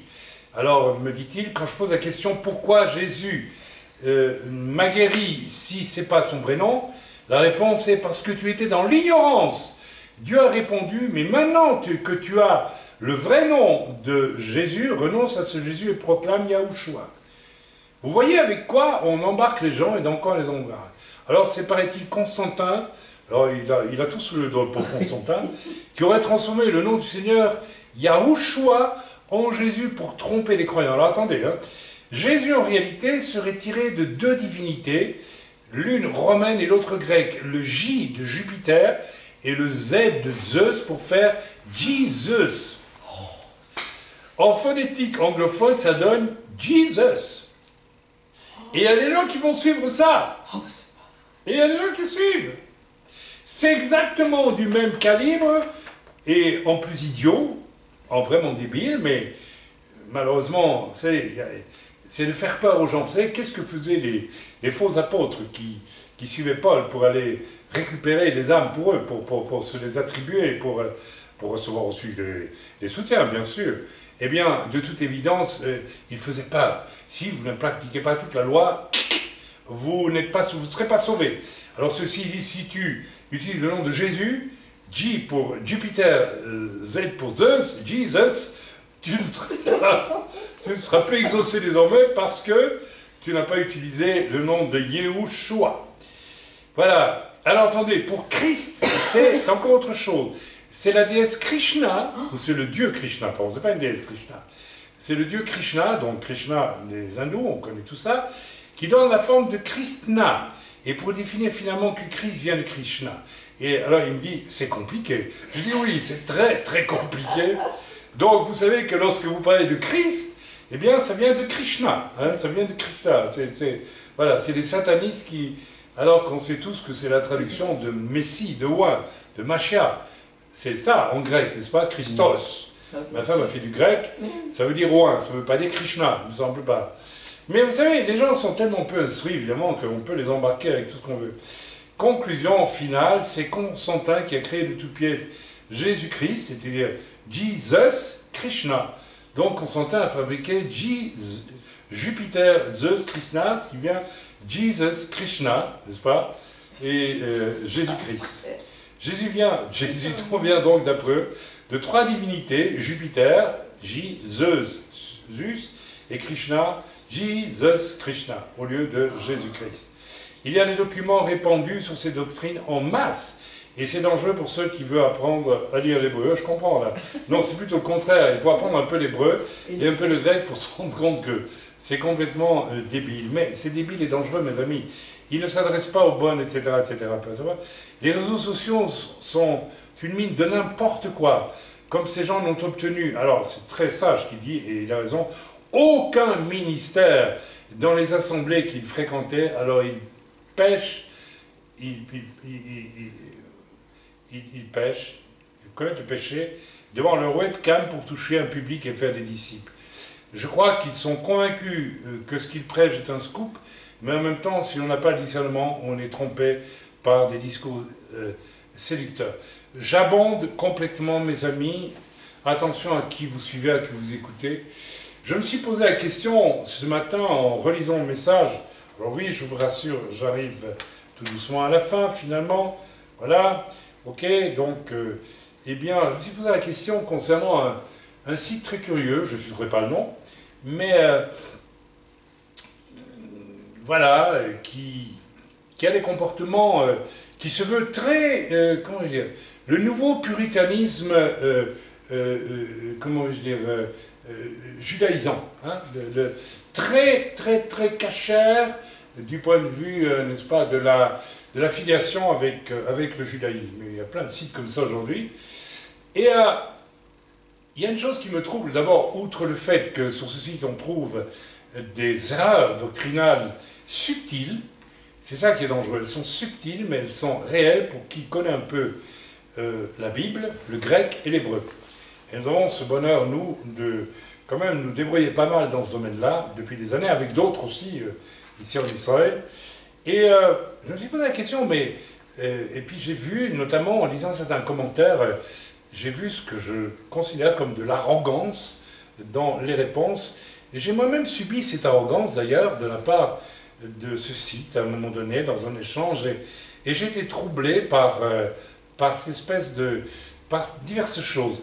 Et finalement, une des caractéristiques de ce site, c'est nous voulons par humilité, n'est-ce pas, faire une démarche par rapport à nos racines juives, une grande humilité. L'humilité est mise en avant, et mise en avant, et mise en avant. Vous savez, quand l'humilité est mise tellement en avant, on peut se poser des questions, et je me posais la question ce matin, et je crois que j'ai fait bing, j'ai poussé sur le bouton sur lequel il fallait pousser, c'est qu'il y a beaucoup d'orgueil derrière cela. Et je crains malheureusement que, effectivement, je ne crains pas, je suis sûr que ce frère m'a envoyé depuis la Belgique soit absolument vrai, rejoint absolument tout ce qui se veut ministère d'enseignement en dehors d'un cadre biblique, c'est-à-dire l'Église. Il faut s'en méfier. Or, aujourd'hui, c'est la norme dans tellement d'endroits. Je vous exhorte et je vous encourage donc à ne jamais suivre un site, à moins qu'il ne donne, n'est-ce pas, les preuves de son insertion dans ce qu'on appelle le corps, c'est-à-dire l'Église, d'une façon ou d'une autre. Vous pouvez venir vérifier chez nous. Je ne suis pas quelqu'un qui a créé un site comme ça pour faire un site, n'est-ce pas? Je suis dans le ministère depuis combien d'années, ma chérie? 34 ans. 34 ans, me dit mon épouse. J'ai été appelé au ministère dans une église. J'ai été reconnu à plusieurs reprises et j'ai des lettres de recommandation que je ne sors jamais parce que j'estime que ce n'est pas utile et je n'ai pas envie de m'en vanter. Je fais partie d'une œuvre où il y a d'autres ministères, où il y a des anciens. Je soumets ma vie, n'est-ce pas, de ministère et mes choix à la prière de tous d'ailleurs. Donc ceci est capital. Et quand je repense à ce fameux site qui me trouble, qui se veut tellement humble dans ses démarches, en fait, je vois des choses très étranges, qui me font penser qu'il y a en fait, derrière une apparence extrêmement bonne, il y a de grands ténèbres. Et il y a de l'orgueil, probablement, beaucoup d'orgueil. Alors, moi, je n'accorde plus aucun crédit à aucun site qui ne peut pas me démontrer qu'il est une émanation de quelque chose qui est contrôlé quelque part par les anciens dans une église. Vous savez, j'ai en face de moi un ancien, et j'en connais d'autres dans notre œuvre. J'espère en tout cas, qui seront tout à fait à même, si je m'égarais, de me le dire tout de suite. Est-ce que tu le ferais, toi qui es derrière la caméra et qui est ancien? De la même manière que moi, je suis tenu en tant qu'ancien de vous reprendre si c'est nécessaire, ou quand c'est nécessaire. Donc ceci est absolument essentiel. Voilà. Seulement des gens non nés de nouveau, et là, attention à ce que je vais dire, donnent du crédit à, n'est-ce pas, facile à de telles folies que celles que je viens de vous lire ici, ou à des sites qui ne sont pas contrôlés finalement légitimement par l'Église. Ok, voilà, donc je l'ai dit et je ne reviens pas dessus. Ces gens, en fait, en réalité, qui ne sont pas en position d'être contrôlés par l'Église, je dis bien l'Église corps de Christ. Alors je sais qu'en beaucoup d'endroits, l'Église n'est pas corps de Christ, elle est construction d'homme pour l'homme par l'homme, mais n'empêche que, n'est-ce pas, ce refus de construire bibliquement, n'est-ce pas, selon des structures bibliques, j'ai parlé de ça en long, en large depuis des années, eh bien, ok, nous avons tenté de le vivre et nous vivons, je crois, eh bien, amène maintenant nombre de gens à s'autoproclamer tout simplement par orgueil. Ok, vous suivez ces gens-là, eh bien, c'est le signe, n'est-ce pas, que vous êtes prêts à être dominés, manipulés, contrôlés, n'est-ce pas, par des gens qui pensent pour vous et qui pensent à votre place. Pas seuls des aveugles spirituels, non nés de nouveau, se laisseront séduire par ces orgueilleux. Et ce genre d'orgueilleux, d'ailleurs déguisé, je relis ce que j'avais en gens qui se veulent très humbles aussi, quelquefois. Donc méfiez-vous quand on met trop en avant son humilité, qu'on la répète, etc., et que l'on lie à rien dans le corps de Christ. Je parle de l'Église ici, je ne parle pas, n'est-ce pas, vous savez, il y a des gens qui ont des sites et puis qui sont copains avec d'autres sites. Nous avons connu des gens comme ça, extrêmement malhonnêtes d'ailleurs, certains, et qui se sentent forts parce que voilà, ils sont, n'est-ce pas, ils s'encouragent, ils s'envoient les balles comme au tennis. Vous voyez, tout, voilà, tout finalement, n'est-ce pas, revient à quelque chose qui doit être décisif, n'est-ce pas, une réelle, une profonde rencontre avec Dieu. Qu'est-ce qui se passe que lorsqu'il y a une vraie rencontre avec Dieu? Est-ce que l'on a envie de fuir l'Église ou l'on a envie de joindre l'Église? On a envie de la joindre. Et si vous suivez des gens qui ne sont pas contrôlés par l'Église, c'est que vous n'êtes pas en état de vouloir rejoindre vraiment l'Église. C'est logique ce que je vous dis. Ouais, là, je réfléchis en français, très logique. Je ne suis pas français, mais on ne pourra pas dire le contraire. Hein. Là, c'est cartésien, là. C'est très clair. La palisse en aurait dit autant, d'ailleurs. Bref, etc., etc. Donc, si vous êtes dans cet état, c'est que vous n'êtes pas né de nouveau. Attention, car si nous ne savons pas ou ne voulons pas vraiment le savoir, eh bien, le temps où nous entrons est un temps où Dieu va nous faire savoir, comme ça a été le cas pour plusieurs personnes à Pessah 2018, pour le meilleur pour certains, pour le pire pour d'autres. Et chaque Pessah, chaque année, j'ai l'impression que la chose s'aggrave. On assiste à des choses de plus en plus fortes, et aussi dans le bon sens et dans le mauvais sens. Et c'est bien normal puisque Pessah est la fête de la libération. Alors Pessah va libérer la vérité va libérer ta vérité, n'est-ce pas, pour le meilleur ou pour le pire. Et nous sommes en train d'entrer aussi dans un temps où Dieu va amener des jugements pour libérer la vérité de chacun. Attention à ce qui est vrai dans le spirituel, c'est aussi vrai dans le naturel. Et je vais ici faire un très rapide détour de quelques secondes, rassurez-vous, sur ce qui se passe en ce moment, n'est-ce pas, autour de la frontière de Gaza. C'est quelque chose de terrible ce qui passe là-bas. Parce que d'une part, ça révèle l'hypocrisie d'un monde antisémite qui ne veut pas avouer son antisémitisme. Vous savez, lorsque Macron nous dit qu'on combat l'antisémitisme en France, je ne le crois pas. Pas du tout. Parce que soutenir, n'est-ce pas, que ce qui s'est passé à Gaza n'est pas une agression de territoire pour s'ils se contentaient de, n'est-ce pas, ces gens de Gaza, de rentrer en Israël pour, je sais pas moi, venir voler des pommes, s'installer, puisqu'ils prétendent qu'ils veulent revenir, alors qu'ils sont 2 millions et qu'ils étaient au moment de la naissance d'Israël, je crois, 150 000. Et que la plupart de ceux qui sont là à Gaza aujourd'hui ne sont pas les descendants des 150 000 qui étaient il y a je ne sais pas combien d'années, hein, en 48. Donc vous savez, tout ça est menteur, mais en diable, hein, vous êtes qu'à le dire, en diable. Et s'ils se contentaient de rentrer, mais ils rentrent pour tuer, et tout le monde le sait. Ils le disent d'ailleurs, c'est filmé, ils le disent. Alors comment Macron peut-il dire qu'il s'élève contre le massacre d'innocents, n'est-ce pas, qui sont censés, n'est-ce pas, alors, comment peut-il dire ça sans se rendre compte que le message qu'il envoie, c'est ben, continuez comme ça, messieurs les Palestiniens, je suis avec vous, je vous encourage. Monsieur Macron, vous êtes responsable des prochains morts qui vont vivre des personnes qui vont se faire tuer sur la frontière à Gaza, parce que implicitement vous encouragez, indirectement, n'est-ce pas, le Hamas à continuer son œuvre. Je ne dis pas une bêtise, je dis la vérité, non? Alors, comment peut-on encourager, n'est-ce pas, parce que ne voulez pas me dire que Macron ou les autorités françaises ne sont pas à même de comprendre ce qui se passe là-bas à la frontière, ce qui vient de se passer et ce qui se passe encore. Ne voulez pas me dire ça. Ça ne tient pas la route. Les services secrets israéliens, n'est-ce pas, renseignent sans arrêt la France, parce qu'ils sont performants sur le risque d'attentats en France. Et il y a donc un contact, je dirais presque quotidien, je ne sais pas, je ne suis pas dans le secret des services secrets, mais j'imagine des contacts très étroits, donc une information qui passe. Et croyez-moi que le service secret français doit très bien savoir ce qui se passe, n'est-ce pas, à la frontière de Gaza et d'Israël. Donc comment est-il possible que, n'est-ce pas, on puisse se dire officiellement, nous, la France lutte contre l'antisémitisme, et en même temps soutenir l'antisémitisme, parce que c'est l'antisémitisme en frontière d'Israël, à Gaza.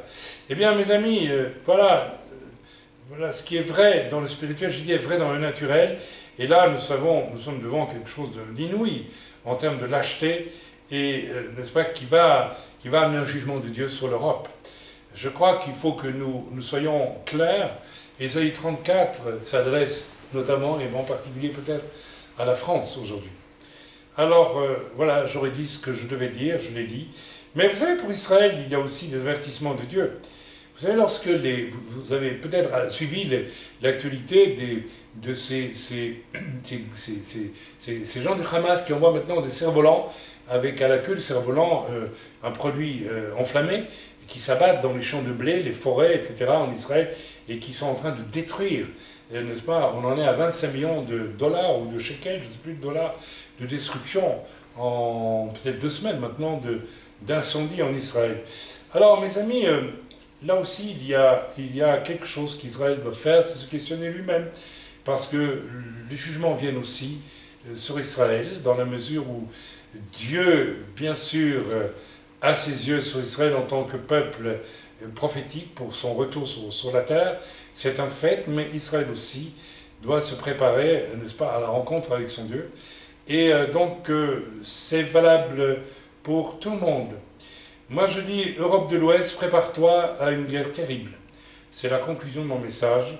Et ce n'est pas juste une guerre, je le répète, ça va être une occasion pour Dieu de vérifier ce qu'il y a dans vos cœurs.